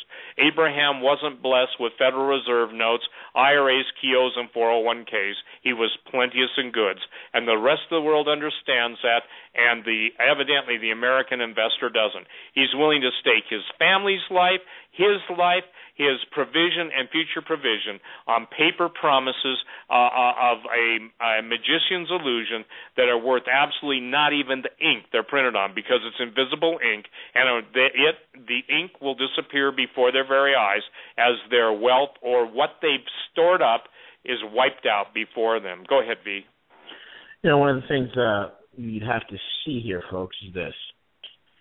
The advancement of how Putin so tactically and so precisely taken over Crimea and annexed it, okay? It's already provided a blueprint of for a lot of the tensions in the Pacific. And what I mean by that is this. Putin provided the blueprint for the Chinese to take over Taiwan. And to clarify that, those things that he laid out with that Crimea takeover was, number one, to move fast and act very decisively, which he's done. Make sure that there's very little violence, and you have to have the mobilization of insiders. This Crimea fall will not only reverberate to a massive embarrassment of the United States, which will cause a great paradigm shift towards the end of April, which by the 2015 we will be on the ropes economically and financially speaking, where you will see a dollar dump happening faster at a faster rate. And then you will see strongholds of either U.S. alliances or treaties or partners or commonwealths or whatever have you, assets, like Taiwan, fall back into the hands of the Chinese, and nothing will be done. Okay? Let me tell you something, folks. Losing China and losing Ukraine was more strategically grievous to the United States than Taiwan will be. So if the United States did nothing but turned its tail and ran from Syria, if they did nothing but sit there and watch as we get absolutely pummeled and embarrassed, because there's really nothing we can do. The servant is always a slave, okay? The borrower is always a servant to the lender, so to speak. And a creditor nation such as Russia is to the United States, the creditor nation will be always able to pull the strings. So there's not going to be no great action on part of the United States to strike at the heart of Russians or try to take or overturn the moves in Crimea. There's nothing that's going to be done. And just as that will turn into a massive embarrassment, you can see in the Pacific the U.S. doing nothing. Will the Chinese take over the Senkaku Islands, which will occur, and it will occur very quickly because the Chinese are mobilized for a very fast, short war to take the Senkakus if need be. And I think the Japanese will probably just give it to them, or they will come into some sort of an agreement where the Japanese will quote unquote hold the island, but give the drilling rights all over. Hand all those drilling rights over to the Chinese companies like PetroChina or Sinopec. This is what's going to happen. Taiwan will be integrated because Putin just gave the Chinese their playbook. And the U.S. will sit on the sidelines and do nothing. You know, I said earlier in the broadcast, desperate people do stupid things. One of the most stupidest things ever done was the TPP, the Trans-Pacific Partnership. And the TPP, I like to call the toilet paper protocols. And the toilet paper protocols was some idiot's great idea. Hey, let's start a trade union in Asia, but let's exclude China. And let's make sure that trade agreement has language in there that only benefits the U.S. Well, good luck with that. Because the TPP is pretty much dead, DOA, dead on arrival. No one has anything to do with it. So these motions, and now we're working on the Atlantic version of the TPP, and that's not going to go anywhere. It doesn't matter what they do with the Atlantic version, because all you have left is a bunch of broke countries sitting around trading paper all day, while the rest of the world is accumulating massive amounts of wealth, where there are more billionaires being made and millionaires being made in China and in Russia and in India than anywhere in the United States or even in the West. And we're sitting on the sidelines watching this whole entire thing go by, folks. Okay? That's where we're at. And this transition is something that people have to prepare for. Okay? The U.S., if you look about it, when we went into the sanction thing, which I found to be pretty funny, when the Obama announced that, they're going to start sanctioning key individuals that are part of Putin's inner crowd, and, the Russians had to pretty much laugh at that. And the U.S., what do? Well, they released some strategic reserves. Okay, they released some of the strategic reserves of oil, trying to basically sell the Europeans on the idea that the U.S. supporting liquid natural gas or and all the EU energy needs, just in case Russians decide to cut off all the energy to Europe. And to clarify that is this: the Europeans get about 30% or more of their energy needs from the Russians. And the U.S. sold the Europeans bad goods because the European bureaucrats there in the EU are idiots. They're stupid. Like I told you, folks, these guys can't balance their own checkbooks. They can't run a convenience store, but they're running a nation. So the U.S. convinced these guys, because, we got the best salesmen working for us, that, hey, no problem, support this little NGO subversion takeover of Ukraine, and don't worry about the Russians cutting off the gas supplies, because we have gas supplies over here in the Marcellus Shale and the hydrofracking we're doing all over the place over here in America, we'll be able to supply, and we'll release some of the oil that we have at our strategic petroleum reserves, and that should help alleviate your market. And that was the carrot that the U.S. put on the end of the stick to assure the Europeans that they won't have any sort of an energy crisis when Gazprom decides to, hey, you know what, we're going to cut off supplies. Which, by the way, folks, the Russians have already demanded that the Ukrainians pay their gas bill, which is to the tune of $2 billion, which is owed, right? So we're seeing all these things happen, and in response to the United States saying, hey, you know what, John Kerry and Mr. Barry O saying that we're going to put sanctions on Russian key diplomats. Well, the Russians said, okay, fine, we'll just dump $105 billion of your treasury bonds, and that's exactly what they did on March 12th. They dumped $105 billion worth of our treasury bonds directly on the market. And they don't care, folks. You see, because here's the thing. The borrower is always a servant to the lender, and he who has the gold wins. So there's no problem there. The U.S. aggression is pretty much the final straw. And they will move, and I'm talking about the world, especially the emerging markets. They will move in accordance to contain now and isolate the United States. This is a bad, bad predicament. Okay? When you're having all these trade zones set up, and we don't have any part of it. And folks, earlier in the broadcast, I talked about Syria. I talked about the Ukraine. These are strategic pivot points. Okay? Syria, Ukraine, Turkey, Iran, and the Koreas are strategic pivot points. And these pivot points that we're lost, or we pretty much lost them, these pivot points are the very channels, and I want you folks to listen very carefully to this, what I'm about to say. These pivot points are the very channels from which all the hard assets and resources will flow and are remediated. Folks, Turkey is having massive upheavals. They are moving towards the east every single day. They are realigning. They don't want to do anything with NATO anymore. They don't want to be part of the EU. They don't want any of that nonsense. They are realigning to the east. And Turkey will regain its historical role as a remediation point in a gold-backed trade, as a point of settlement between nations in the trade of goods. You're going to see that happen. It's going to be a strategic pivot point. Crimea, or East Ukraine, folks, as it's going to be called pretty much, will be a strategic pivot point in the whole entire Eurasian trade zone that's emerging. This is huge, huge, massive news. The pipelines, it will be done by the end of next year, the 2015 in Syria, okay, is a pivot point. And guess who's coming on board? We want to talk about strange bedfellows here, huh?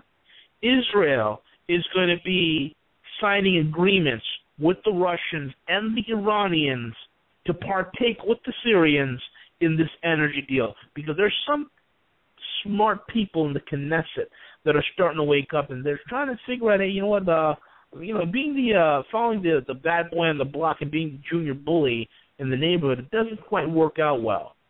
And they have some gas rights right off their shore, the same shale gas, that's the same offshore drilling platforms and the resources that the Syrians have. Israel has access to some of those deposits as well.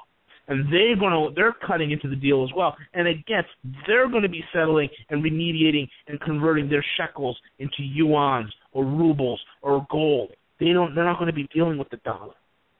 So all these things are happening. These are all real trade agreements, folks. That's the structure of what's happening. You want to see what the world will look like in the next 5 to 10 years? Here it is. It's all these trade agreements. It's all these currency swaps that are already set up. It's already done. It's already been inked to paper. It's signed. It's sealed. It's delivered. Only thing that the world's waiting for is for the U.S. to be officially taken out of the picture as a world economic superpower, and the dollar to be no longer used as the world reserve currency. And even the emerging markets, okay, even the emerging markets where, they were affected greatly by the Fed tapering because they've seen such a spike in their energy and food purchasing. They said, we don't want to do this anymore. We don't want to harbor the costs and burden the costs of dealing in the dollar. We'd rather go and swap our own currencies and get what we need. They're leaving, folks, okay? And what's happening in this whole situation, because we've been made to look like idiots, we've been made to look like a rogue nation in front of a global stage, the world is perceiving right now that the Russians are fighting on the moral high ground. And there are many in the world that see the U.S. that we're the tyrants. We're the evil empire now. It's amazing how the roles have flipped from the 1980s. And folks, I'm telling you right now, the Russians are fighting, and this is their mantra. They're fighting for Christianity and Holy Mother Russia. Those are their words, not mine, by the way. And folks, I'm telling you that this is amazing what's happening. Okay, we had Napoleon who conquered all of Europe, and then he turned east, and he faced the Russians, and he got slaughtered. And we had Hitler who conquered all of Europe, and then he turned east, faced the Russians, and he got beat. And we got the U.S. and NATO and the EU, conquered much of the whole world. Now we're turning towards Russia economically and geostrategically speaking, and we're having the can kicked out of us. This is not going to end well, folks. It's not going to end well at all. Steve or Doug? Yeah, Steve, this is really the culmination, or at least this chapter culminating the plans of the globalists, the Luciferians, the satanic agenda, those people in power, the power brokers. I mean, all we have to do is look at what look at what happened with Libya, Benghazi. No one wants to talk about it. Benghazi. It's amazing that being the third rail of the media and of course politicians. No one can be honest about it. But what that's all about is the destabilization of Syria, and that really is like the crux of what we're the Middle East policy of the Obama regime. I got to tell you, and people want to downplay it. Hillary, what difference does it make? 200,000 dead and tens of, well, at least a few million refugees. My goodness, I can't believe the lack of humanity. Well, I can, but taking place. But we're approaching the end game here, Steve, aren't we? Well, yeah, I think that's the difference between. I guess here's the disconnect, Doug, and I want people to really put this into perspective. You can be the greatest student of prophecy. You can have all of the knowledge that you ever thought you would need or wanted to have. You can have all that. But there comes a point where you must just, I guess you'd say, reflect in real time that this is it. This is at this point in time, this is really taking place, because so many people have a theology or even a belief system that somehow all these bad things will happen, but they'll never have to deal with them. And you basically see the slaughter in Syria. And I got to tell you, one of the greatest tragedies, in my opinion, is the church in the West being silent about our brethren being slaughtered in North Korea, in Syria, all over the globe, and we do nothing, say nothing, in the Congo, Central African Republic, Kenya, all of the places. I obviously understand they've changed their names, and I'm an old-fashioned guy when it comes to calling nations by their true name. Obviously, I remember when Rhodesia was Rhodesia. But the point I'm trying to make, Doug, is this is where the rubber meets the road. And I think that God, literally, I'll say this one more time. These are moments of mercy. He has raised up the different voices, mine and so many others, yours. V's got the, and V makes no apology for his faith in Jesus. V's got the best handle I believe, in my opinion, I'm not flattering him, but the Bible says give honor to whom honors due, credit to whom credit's due, of how it's playing out. But we can't do anything for the people that just say, I don't want to hear it, I don't want to hear it, I don't want to hear it.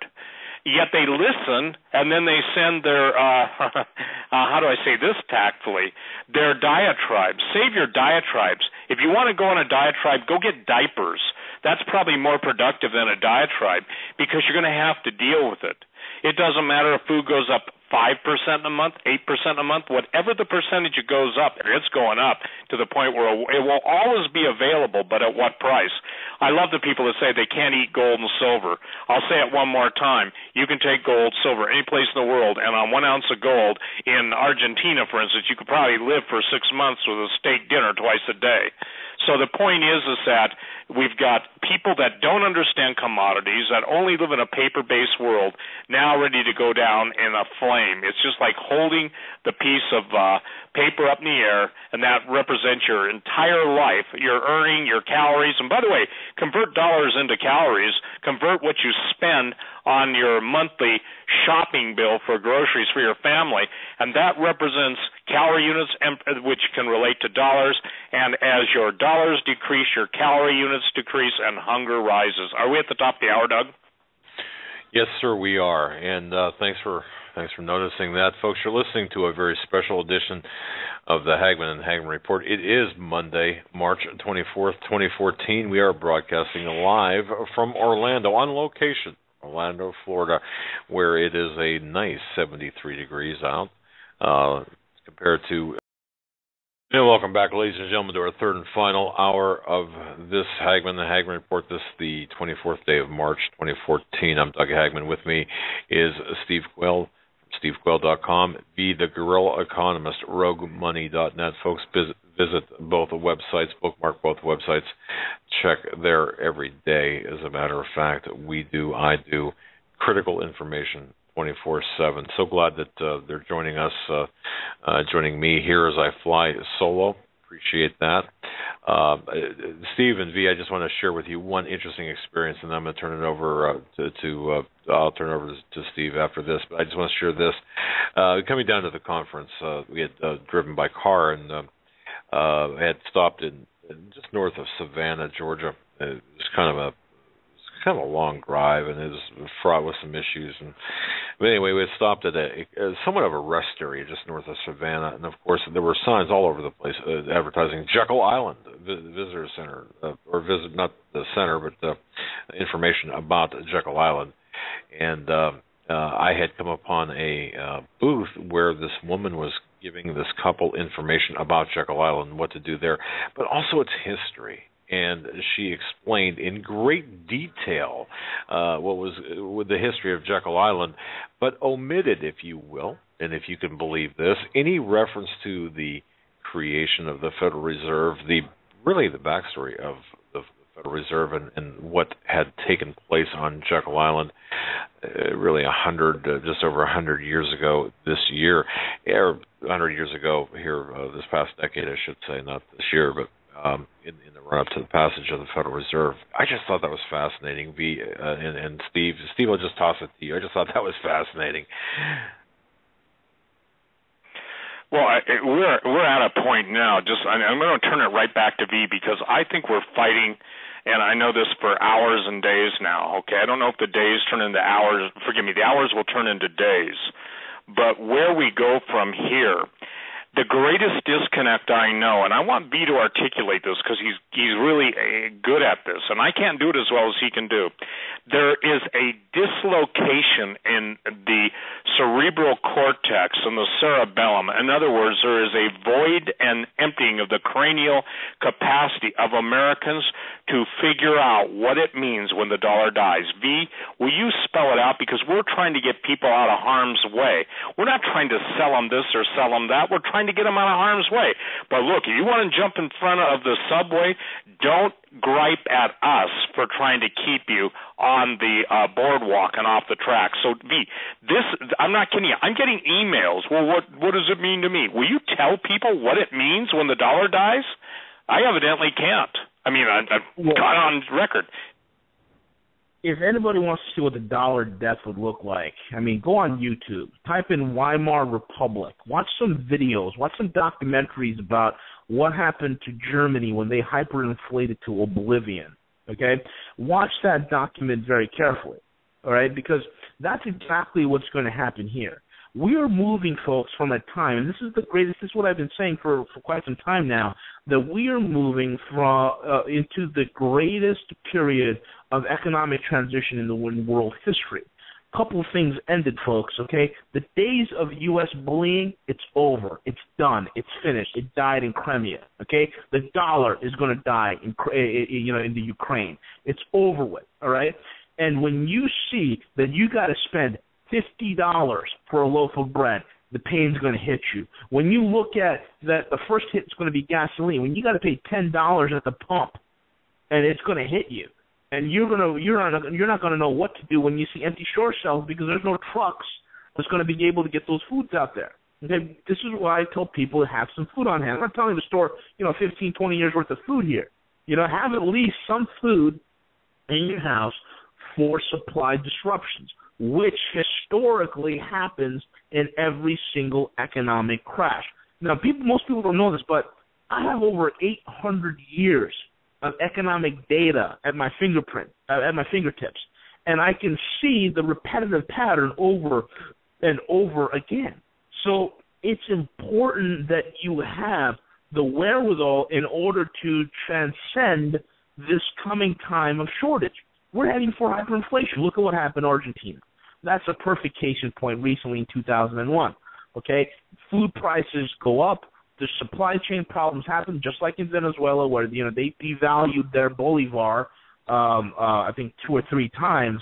Where now companies that are out there, distributors that are out there distributing goods, they don't want to distribute because they don't know what the price of the good is going to be tomorrow. So they hold on to it, and it creates a supply chain problem. Imagine you waiting online trying to get toilet paper. This is the world. Excuse me. That you're going to be living in. The days of, running around in your fancy car and all, that's all over with, folks. The only people that will be able to do that are those in hard assets. Well, you might ask yourself a question, well, what the heck do you mean? Listen carefully.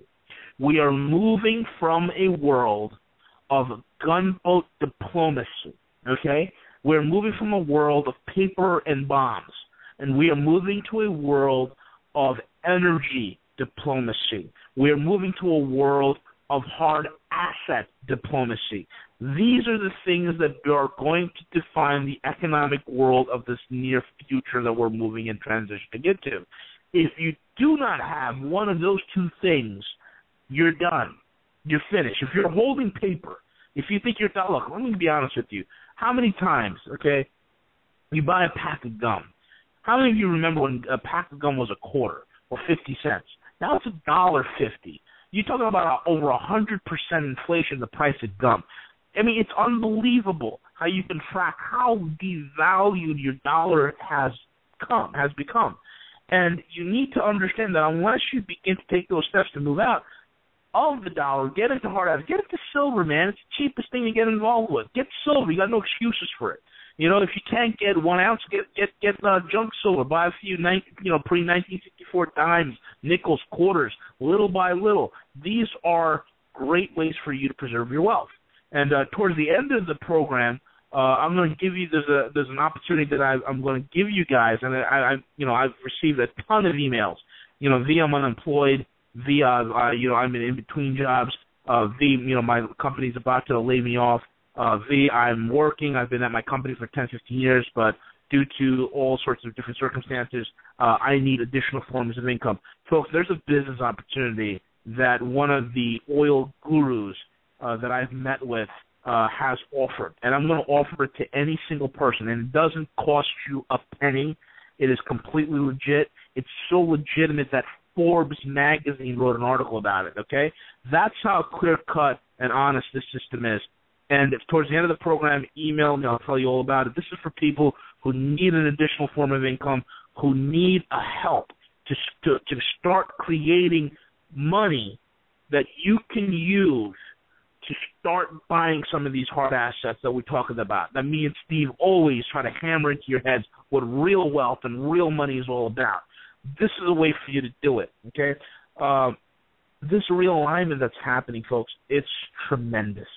It's absolutely tremendous because, we are seeing, we're seeing a move that's unprecedented, okay, and we're losing prestige in every arena.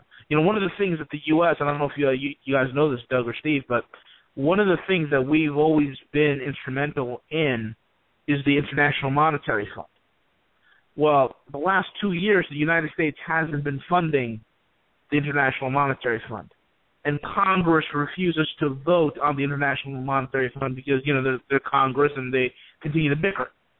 So what's happening right now is that China is going to back up Russia, and they're going to pull the full weight of its new, and I don't know if you folks know this or not, but because of the U.S. absence, the Chinese have been controlling the IMF for the last 2 years, okay?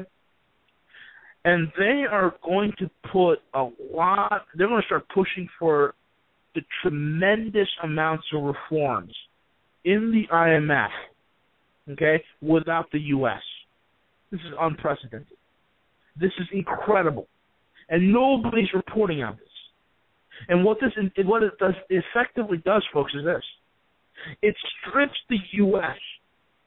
of every single veto power and influence in a major international monetary regulatory agency. It strips them from all power when it comes to regards to loans and international monetary functions. It strips them of all this, and you're going to see the IMF get gutted. And it will be, and you can write this down, it will be integrated ever so slowly with the new forming BRICS Bank. Again, the pivot east. And you folks, you got to understand, the IMF, which is one half of the World Bank, is one of the crowning jewels of the Western banksters. It has been the base of operations for many jackals. It's been the base of operations for many, and the origin of many of government overthrows that have occurred in the last 50 years. And this apparatus of destruction, this apparatus of financial servitude and destitution is now in control of China. And what are the Chinese doing? They're going to ramrod reforms without the U.S. even being involved. And they're going to strip the IMF of its power. Okay, the U.S. used the IMF as a springboard for a lot of insider financial operations. They're going to strip it of its power and integrate it into the BRICS Bank. How do you like them apples, folks? This is, again, the U.S.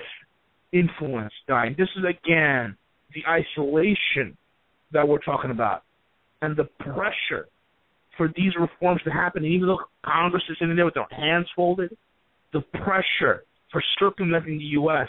is also starting to build with the G20. And folks, like I told you before, who cares about the G7? Who cares about the bunch of broke nations that hardly even meet? When the action is with the G20, where you have large, functioning, and vibrant economies that meet every year. The G20 meeting in Australia, China completely tore the U.S. a new one. They told us that we're living off the printing press, that we have no real industry, that we're in a fake economy and an artificial prosperity. Those are their own words. And we're seeing OPEC coming apart, and they're moving against the very source of the Syria provocation, which is Qatar. And Saudi Arabia and the United Arab Emirates and Egypt and Bahrain and all, they're all moving in to support what China is doing, what the East is coming together. And this is not an East versus West, folks. This is just the way the chips are lined out. This is what's happening. And the Gulf, thanks to Obama and the administration's wisdom about the Arab Spring, all they did is just create a perfect, fertile environment for China to come in with the petro-yuan. I mean, it's unbelievable. It's unbelievable. And what are we facing here at home? Massive hyperinflation. And you see these idiotic Keynesians these talking heads on TV, these academians, and they can't explain this, what I call an oxymoronic black swan event. Okay? They can't explain the fact how monetary hyperinflation is killing capital and that it's causing massive systemic failure. They can't figure that out. And folks, this is what I've been saying for some time now. Traditional mechanics of money have been destroyed in this country, and it will remain so long as the Federal Reserve is functioning. Okay, any sort of mechanics of money has been thrown out the window. Thus, you cannot rely on the Dow. You can't rely on the S&P or the NASDAQ. The sad reality is, folks, since 2008, there's been zero capital formation for new businesses. Since 2008. All the creative money that's been dumped into black holes called bank derivatives and toxic bond purchases. And fiat, and this is what kills me on fiat, it's a failed system. It's never worked. It's always studied incredibly well, but it's never fixed. And it's horrible. And there's the worst track record. And because of what's happening with us and our Ponzi scheme fiat system, that's done nothing but create unsustainable debt. It's done nothing but absolutely create toxicity and baseless speculation that provokes bad investment and create inflation. That's all it's been doing. Now, couple that with all the actions we've been taking in the Ukraine and in Syria, we are being singled out. We are being singled out as the main source, as a rogue nation. We're being cited, caught red-handed, as the very source of every financial fraud, the source of every bond fraud, the source of real estate fraud. We are being cited as the source, and this is coming from BaFin, regulatory agency in Germany, and the Bundesbank, and Interpol is starting to trace that link back from Germany over to the United States, and we're being cited as the source for the gold manipulation and the fraud in the gold market. We're being cited as a source for global price inflation. We're being cited as a source for behind every single war aggression, and we're being cited as the source for every single political upheaval that's occurring in the world today. It's all being traced back to us, and the world is sick of it, and frankly, so am I. Ukraine, folks, is the tipping point. Ukraine is where the dollar goes to die. And like I said before, this idiotic maneuverings, this desperate people doing stupid things. Look at France. France wants more sanctions on Russia. Meanwhile, France, a crazy country led by a moronic socialist who can't even run a lemonade stand. France, a country that is dependent on 25% of its energy needs on the Russians. Germany has 40% of its energy needs that are energy dependent on the Russians for 40% of the energy. Italy is 30% dependent on the Russians. And folks, this is the thing. Pivot East is accelerating. And as vast, as I'm speaking to you, vast sums of cash is being drained from New York and London. And as well as major amounts, like I said before, 1,000 metric tons of gold being drained from London. And Russian companies right now, folks, that have been doing business with U.S. banks, they're starting to, take all their money out. They're creating solvency issues for U.S. banks because they don't know what this administration is going to do next. Plus the fact that Moscow is starting to toughen up a little bit. And this is the thing. You want to talk about another issue here? You want to talk about what Germany thinks about this whole thing? Germany is very interesting. It's the largest economy in Europe. And the Germans are kind of PO'd. You know why they're PO'd? Here's why they're really PO'd, pissed off. The U.S. went ahead and stole 33 tons of Ukrainian gold immediately. And I want you folks to realize this. You can see a pattern. We go into Libya, we overthrow the government, we take the gold. We try to go into Syria, we try to overthrow the government, we're trying to get the gold, it didn't happen. We go into Ukraine, we take over the government, we overthrow it, and still puppet, we take the gold. Do you see, wherever we go after the gold. But the banksters tell you gold is worthless. You see, when the Ukrainians had 33 tons of gold stolen at 2 a.m., loaded onto a military aircraft, driven by unmarked vans with armed thugs, loaded onto a military transport plane and flown across with the blessings and clearances of the Ukrainian acting prime minister. Keyword on acting. It was flown to the New York Fed. The Germans went ballistic. They said to the U.S., and my sources have said, that the Germans were absolutely infuriated that they could not get back the 300 metric tons they left at the New York Fed. That they were only able to get back 5 metric tons, and the U.S. said, oh, we can't deliver it to you because we have logistic issues.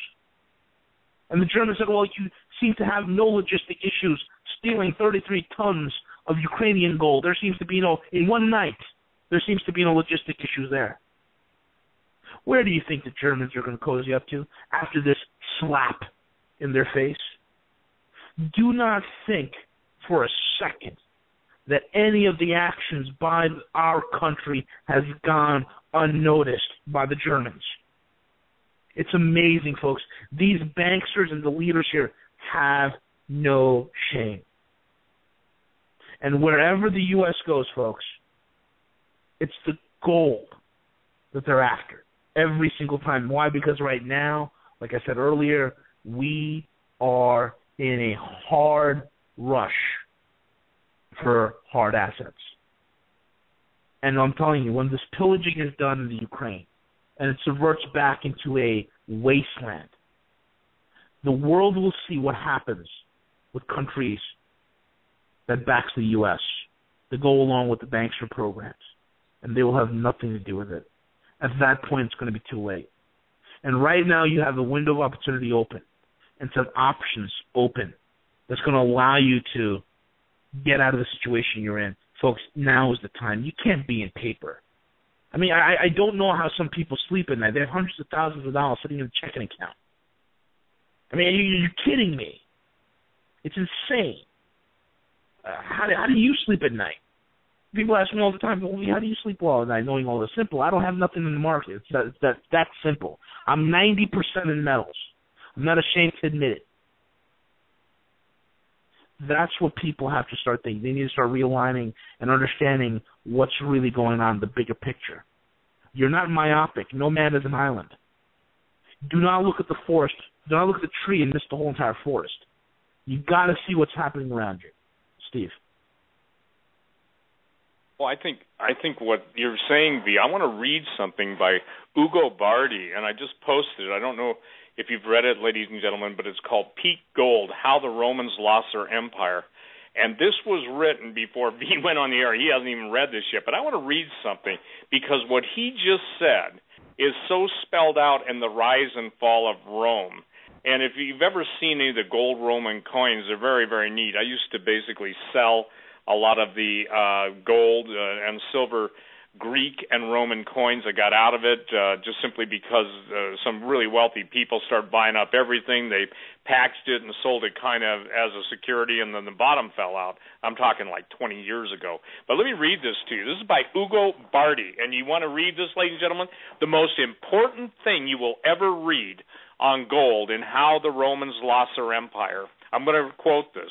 Eventually, everything that humans do is based on some form of belief or what has value in this world. The Romans saw gold and silver as stores of value. For us, there is a belief that bits generated inside computers are stores of value. But we may be sorely disappointed. Not that there will ever be a peak bits as long as there are computers around, but surely a major financial collapse would not just impoverish us, but most of all, it would disrupt our capability of controlling the energy resources we need so desperately. Ladies and gentlemen, why V said Ukraine is where the dollar goes to die, it's all about energy. Now listen to this. So when the oil pundits line up oil reserves, if each barrel were a soldier ready for battle, they tactically assume that these reserves are available for use of the global empire. That's not necessarily true. It depends on the degree of control that the empire will be able to exert on producers. That depends on a financial system which may well turn out to be the weak link of the chain. Without control, power is useless. What are we seeing? We're seeing power and true power. I'm talking financial power. I'm talking specie, S-P-E-C-I-E, as relating to gold, silver, oil, platinum, and palladium, is absolutely residing now. It's absolutely come to nest in the Chinese and Russian hands. The Roman Empire, listen to this, the Roman Empire was lost when the financial system ceased to be able to control the military system. When the Romans lost their gold, everything was lost. In our case, it may well be that we will lose our ability to control the military system before we actually lose our ability to produce energy from fossil fuels. If the dollar loses its predominance in the world's financial system, then producers may be tempted to keep their oil for themselves. That's what V just said. That will keep their dollars for themselves. And ladies and gentlemen, at least not so enthusiastic anymore in allowing the empire to access it. That's us. How are we going to pay? What's happening today in the Ukraine may be a very first symptom of the impending loss of global control.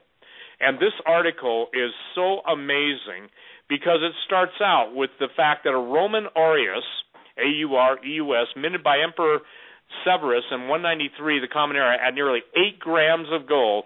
The aureus was truly an imperial coin, the embodiment of Rome's wealth and power.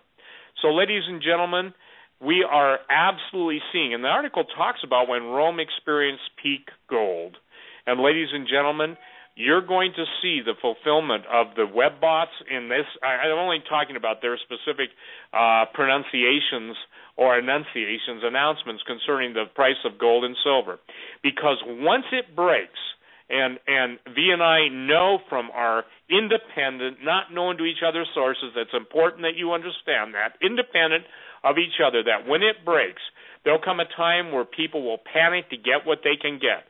But there will also come a time, and I'm talking days after the panic begins, where there will be no one willing to trade your gold or silver. And someone says, well, they're just going to come take it away.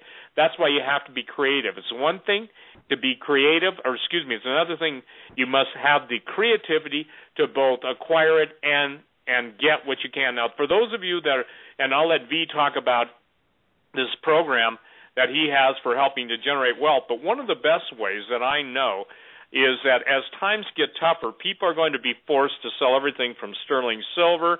They're going to be forced to sell all sorts of things. What would be good for all of you to do that have computers is start to see what has value.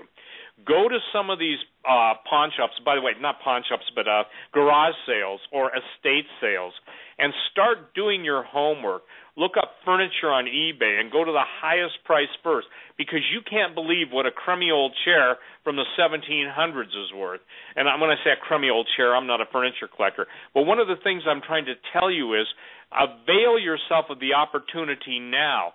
Learn what has value. And the problem with most Americans, they don't have street smarts when it comes to value. My definition of street smarts is knowing how to trade A for B to get C, knowing what the market will bear. A real simple way for a sportsman, if it's a buck a round for a 308 round right now, or a buck and a half for a federal 168 grain match boat tail, then what's it worth in a panic situation? That happens to be a specific round. What is it worth, ladies and gentlemen, for a course of a Z-Pack, erythromycin? You know, there's so many things you can start to think of, but to generate cash, there are absolutely treasures given away, and I'm talking about given away. Steve, did we lose Steve? V, can you hear me all right? I can hear you loud and clear. All right. And I'm looking here, and it appears that Steve is still on. I just can't. His audio just dipped out. Well, I'll tell you what. Go ahead, V. Pick it up from there. Steve is still on with us, but something happened to his audio. I'm not sure exactly what. Just go ahead and continue. You guys were on a roll here. Just finish Steve's thought, I believe. Yeah, definitely. You know, the whole thing what Steve's saying is, you know, when you really break down what you spend, you really break down what you spend on cable or internet, or you spend on the data plan for your smartphone, or you going out to see a movie, or going out to eat dinner. There, when you break down your expenses, there's always going to be some cash left over. And if you take the cash left over and you're able to save it, you're able to purchase real hard assets. And I'm telling you, the cheapest thing you can get yourself involved with to really protect your wealth is silver. You can get, 1-ounce silver coins, or you can get the chunk silver, also known as bank silver, and that's the pre-1964 U.S. coins, which have great strategic value, by the way, because, when you're carrying that around, it looks like you got something from Grandma's mason jar. But here you have pre-1964 silver coins that are 90% silver. They're very cheap to get into. These are just some of the little ways, folks, that you can do to serve, to basically preserve your wealth. Because that's what this whole thing is about. You have to be prepared for the transitions. He who has the hard asset wins, okay? And it doesn't mean that you're excluded, okay? But the most important thing above all of this is having faith. And having faith in Jesus Christ is the most important thing in this whole equilibrium. And I've said it some time ago that Jesus is the ultimate prep. And unless you have him, you don't have anything at all. That's the key here, folks. We serve a God who is a miracle-working God. We serve a God who can bring water out of a rock. We serve a God who can provide manna from heaven and take care of your every single need. So pray. If you're, that's the most important prep. If you're in a bind financially, pray about it. See what God does. See what doors open up, and see how he is able to position you and put the right people in your life that can help you, or even miraculously and supernaturally provide for you. I mean, how often have I heard from speaking to missionaries how their needs were miraculously met. Food found directly underneath a chair where a gentleman was sitting when he was praying for food because he hasn't eaten all day. And there is a miraculously prepared food appearing right underneath his chair. I mean, this is the type of thing we're talking about. In spite of all the talk about prepping and financial planning and all these things, do not for 1 second forget who it is and whom you serve, because we serve a God that spoke and the universe leapt into existence. We serve a God who is a miracle-working God, and when he said that he gives you power to tread on serpents and scorpions and over all manner of the enemy, folks, that's not some idle word he's saying. That's real power, real authority, and it's in that authority you need to trust, because I, for 1 second, do not think that when the Bible says that in the last days the enemy, the devil, will come upon the earth with great power, that the church is going to go out singing, hold the fort. No. I think the greatest times are ahead for a Christian, and we need to understand who we are in him. We need to live a life of faith. We need to not operate in fear, but in faith. We need to have that bulldog determination where we can look the enemy in the eye and say, bring it on, devil. That's the type of attitude that we need to start developing now. We don't need to fear anything that comes our way. What we need to do is prepare for the things that God will bring. We need to prepare for the times that are at hand, but at the same time, for those who cannot prepare, understand, believe totally and entirely that you serve an awe-inspiring God. You serve a miracle-working God. You serve a God of power, and that you serve a God who cares about you. And his word says, cast all your cares upon me, for I care for you. And that, folks, is the end of the day. That's the blessed hope. That's the blessed hope, because unless you have Christ, you have nothing. Jesus Christ is in the center of my prep. That's the most important thing, folks. Jesus Christ is the center of my financial plan and my financial outlook. That's the crux of the message, folks. And unless you have him, you have nothing. You have nothing. Operate in faith. Don't worry about the fear. Pray to the Lord. Walk in the supernatural. Walk in the power. Walk in the authority that he's given you. We don't need to worry about the devil and all his antics. The devil's a punk. He is a punk. And the elites that serve him, I've never seen more zealot group of people that love playing for the losing team. That's what these elites are. They're a bunch of has-beens. They're a bunch of losers on a losing team. We've won this thing, folks, before this whole thing even starts. And that's what people need to understand. Doug, is Steve back on? Well, let me check. Steve, are you there? I've got you as a green light. Are you there? Can you hear me? Yeah. We can indeed, okay. Steve. I'm glad you're back. Well, I don't know what happened, but hey, it's just the course of typical behavior. I want to echo what Dee said. There's a promise that is so pertinent to all of us. Not only casting all our cares upon him, Jesus, because he cares for us. The promise is, I have been young and now I'm old. David, King David speaking. But I have not seen the righteous forsaken, nor his seed begging bread. And let me tell you this, Doug, and V will herald this. When we start to appropriate by faith, the faith that overcomes the world, not comes under the world, it will be because of God's miraculous provision, his protection, and all that he has promised his word. That's where the hatred will come from, because faith will always be persecuted by unbelief. The Cains will always try and destroy Abel, but the promise of God will be to those. I like what David said. One time, Pastor Langford, not King David, but David Langford said that somebody was praying. He said, Lord, why do you love David Langford more than me? And the Lord answered his prayer and said, it's not that I love you more than David, it's that David loves me more than you. Somebody once said to me, Doug, and this is a great statement, you can be as close or as far away from Jesus as you want to be. When I grew up in the Jesus movement, saved in 1972, the definition of fanatic in those days was anybody who loved Jesus more than you do. And B, we don't have to tell the person's name, but one of the people that I've tried to help by promoting his newsletter and website, basically because he lives like hell, he acts like hell, and he certainly has no fear of God, he cannot accept any of the stuff I say, even though I've been right because of my Christian belief.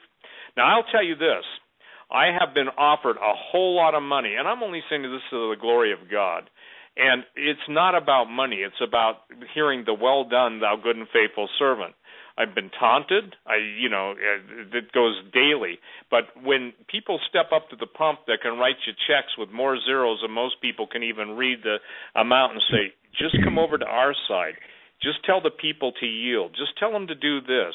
We'll tell you what to say. You've got a following. I said, well, I got news for you. That may do good for you, but it does nothing for me in eternity, and it's not what I'm about. And then they try the other tactic, and they say, look at all the emails you get. We read your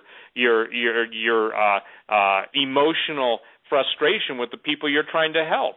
And the people you're trying to help mock you, and they scorn and they ridicule. I say not all of them do. So while they're playing psych games with my head, I want you to know, ladies and gentlemen, what we're giving you is definable, actionable intelligence.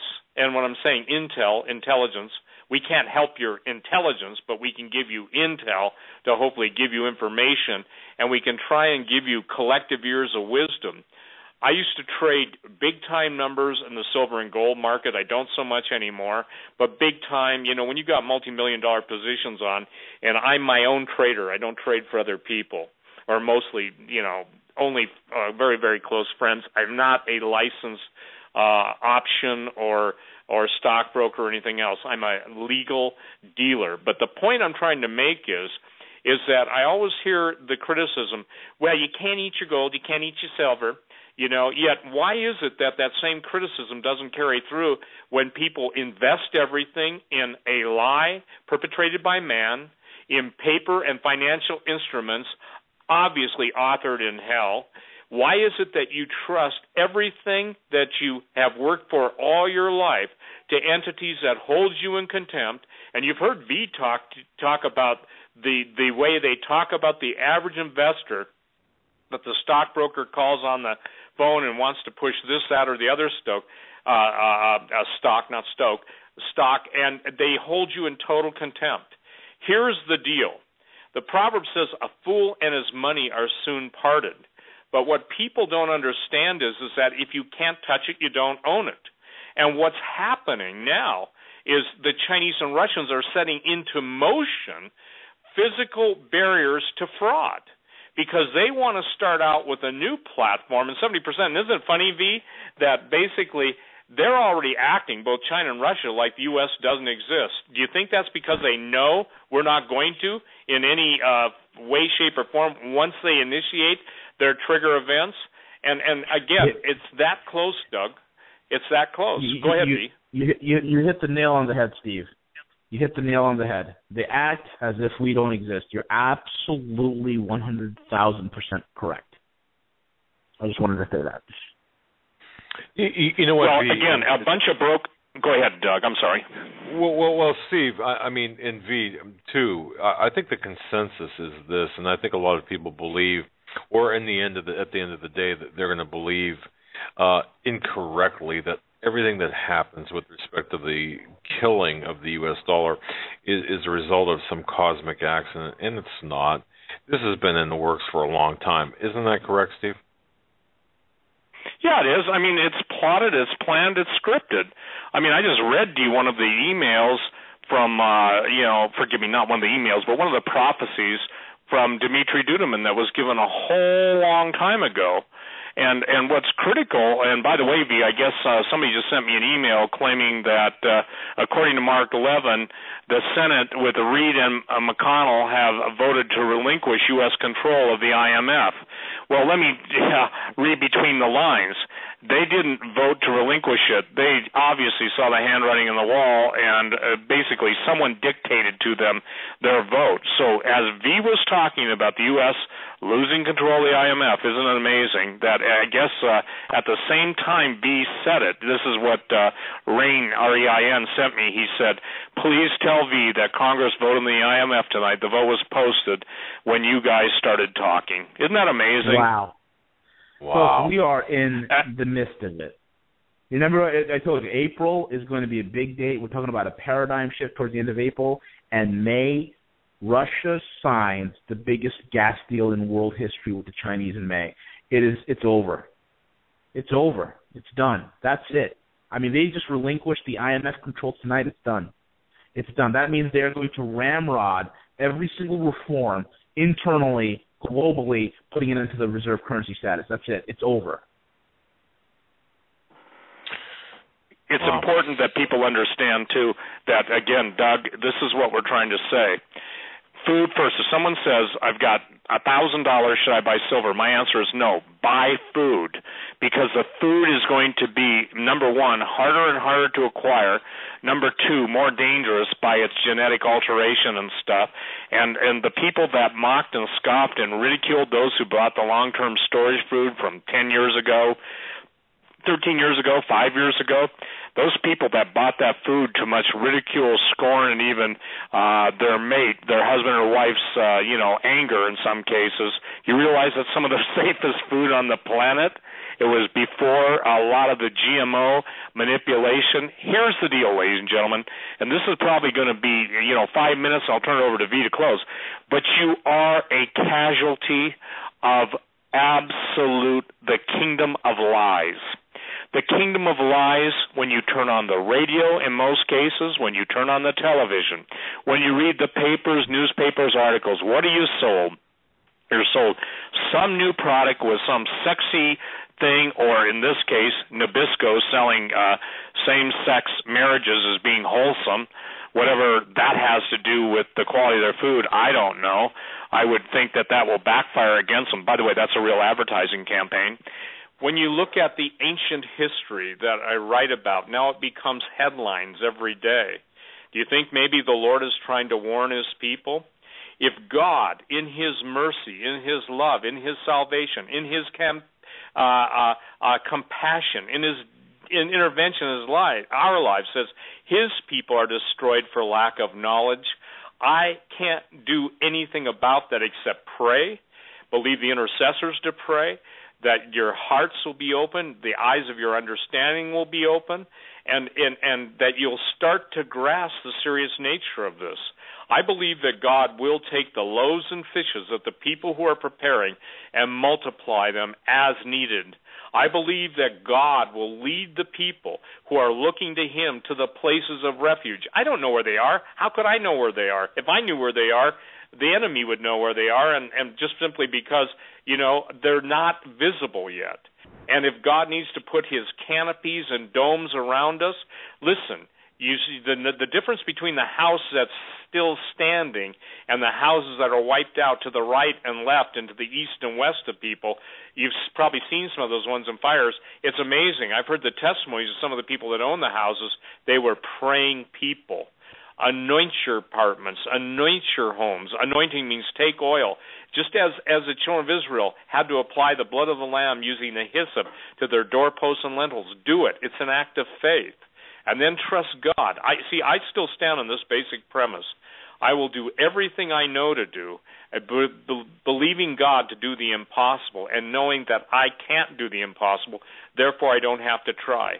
So the simplest step of faith can be rewarded with the greatest bounty of harvest. How does it apply in the food realm? Simple. Yes, for $5. Maybe you find a $10 bill, $20 bill. Say, Lord, I'm going to take this and I'm going to buy $20 of food. And I believe, Lord, that you'll multiply this, because here's what it's all about. It's not about me having calories and everybody else not having calories. It's about being able to feed the people that God wants me to feed. And someone says, well, what happens to your storage food if somebody kills you before you get to eat it? These are the kind of questions I get. Real simple. Then somebody else will get the fruit of my planning. And see, that's what we're trying to talk about tonight, ladies and gentlemen. When V tells you about the shortage of supply in gold and talks to you about the shortage in supply of silver, I'm fortunate, and I can say this honestly, on a daily basis, I can pretty well get a handle. Do I know to the last ounce? No. Do I have, but I'm within 1 or 2% of knowing how much total silver, gold, platinum, and palladium. And by the way, Tyler Durden, just at Zero Hedge, said, hey, everybody's looking at palladium. Palladium is the best play in the block because the Russians control it. And last time the West and Russia got into a contest to see whose bladder was fuller. How's that for tactful? The thing is that palladium jumped up dramatically into the $1,000, $1,100 range. So the point is that having something beats having nothing. And I cannot handle, and I say I won't do it, and sure enough, I'll get another one. The basis of 401ks, IRAs, KEOs, and 401ks isn't to put them into gold or silver and leave the gold and silver with somebody else. The purpose is to sell them, get your money, get your product, and have it in hand. And it's fascinating to me, V. I still run up against that day after day, week after week.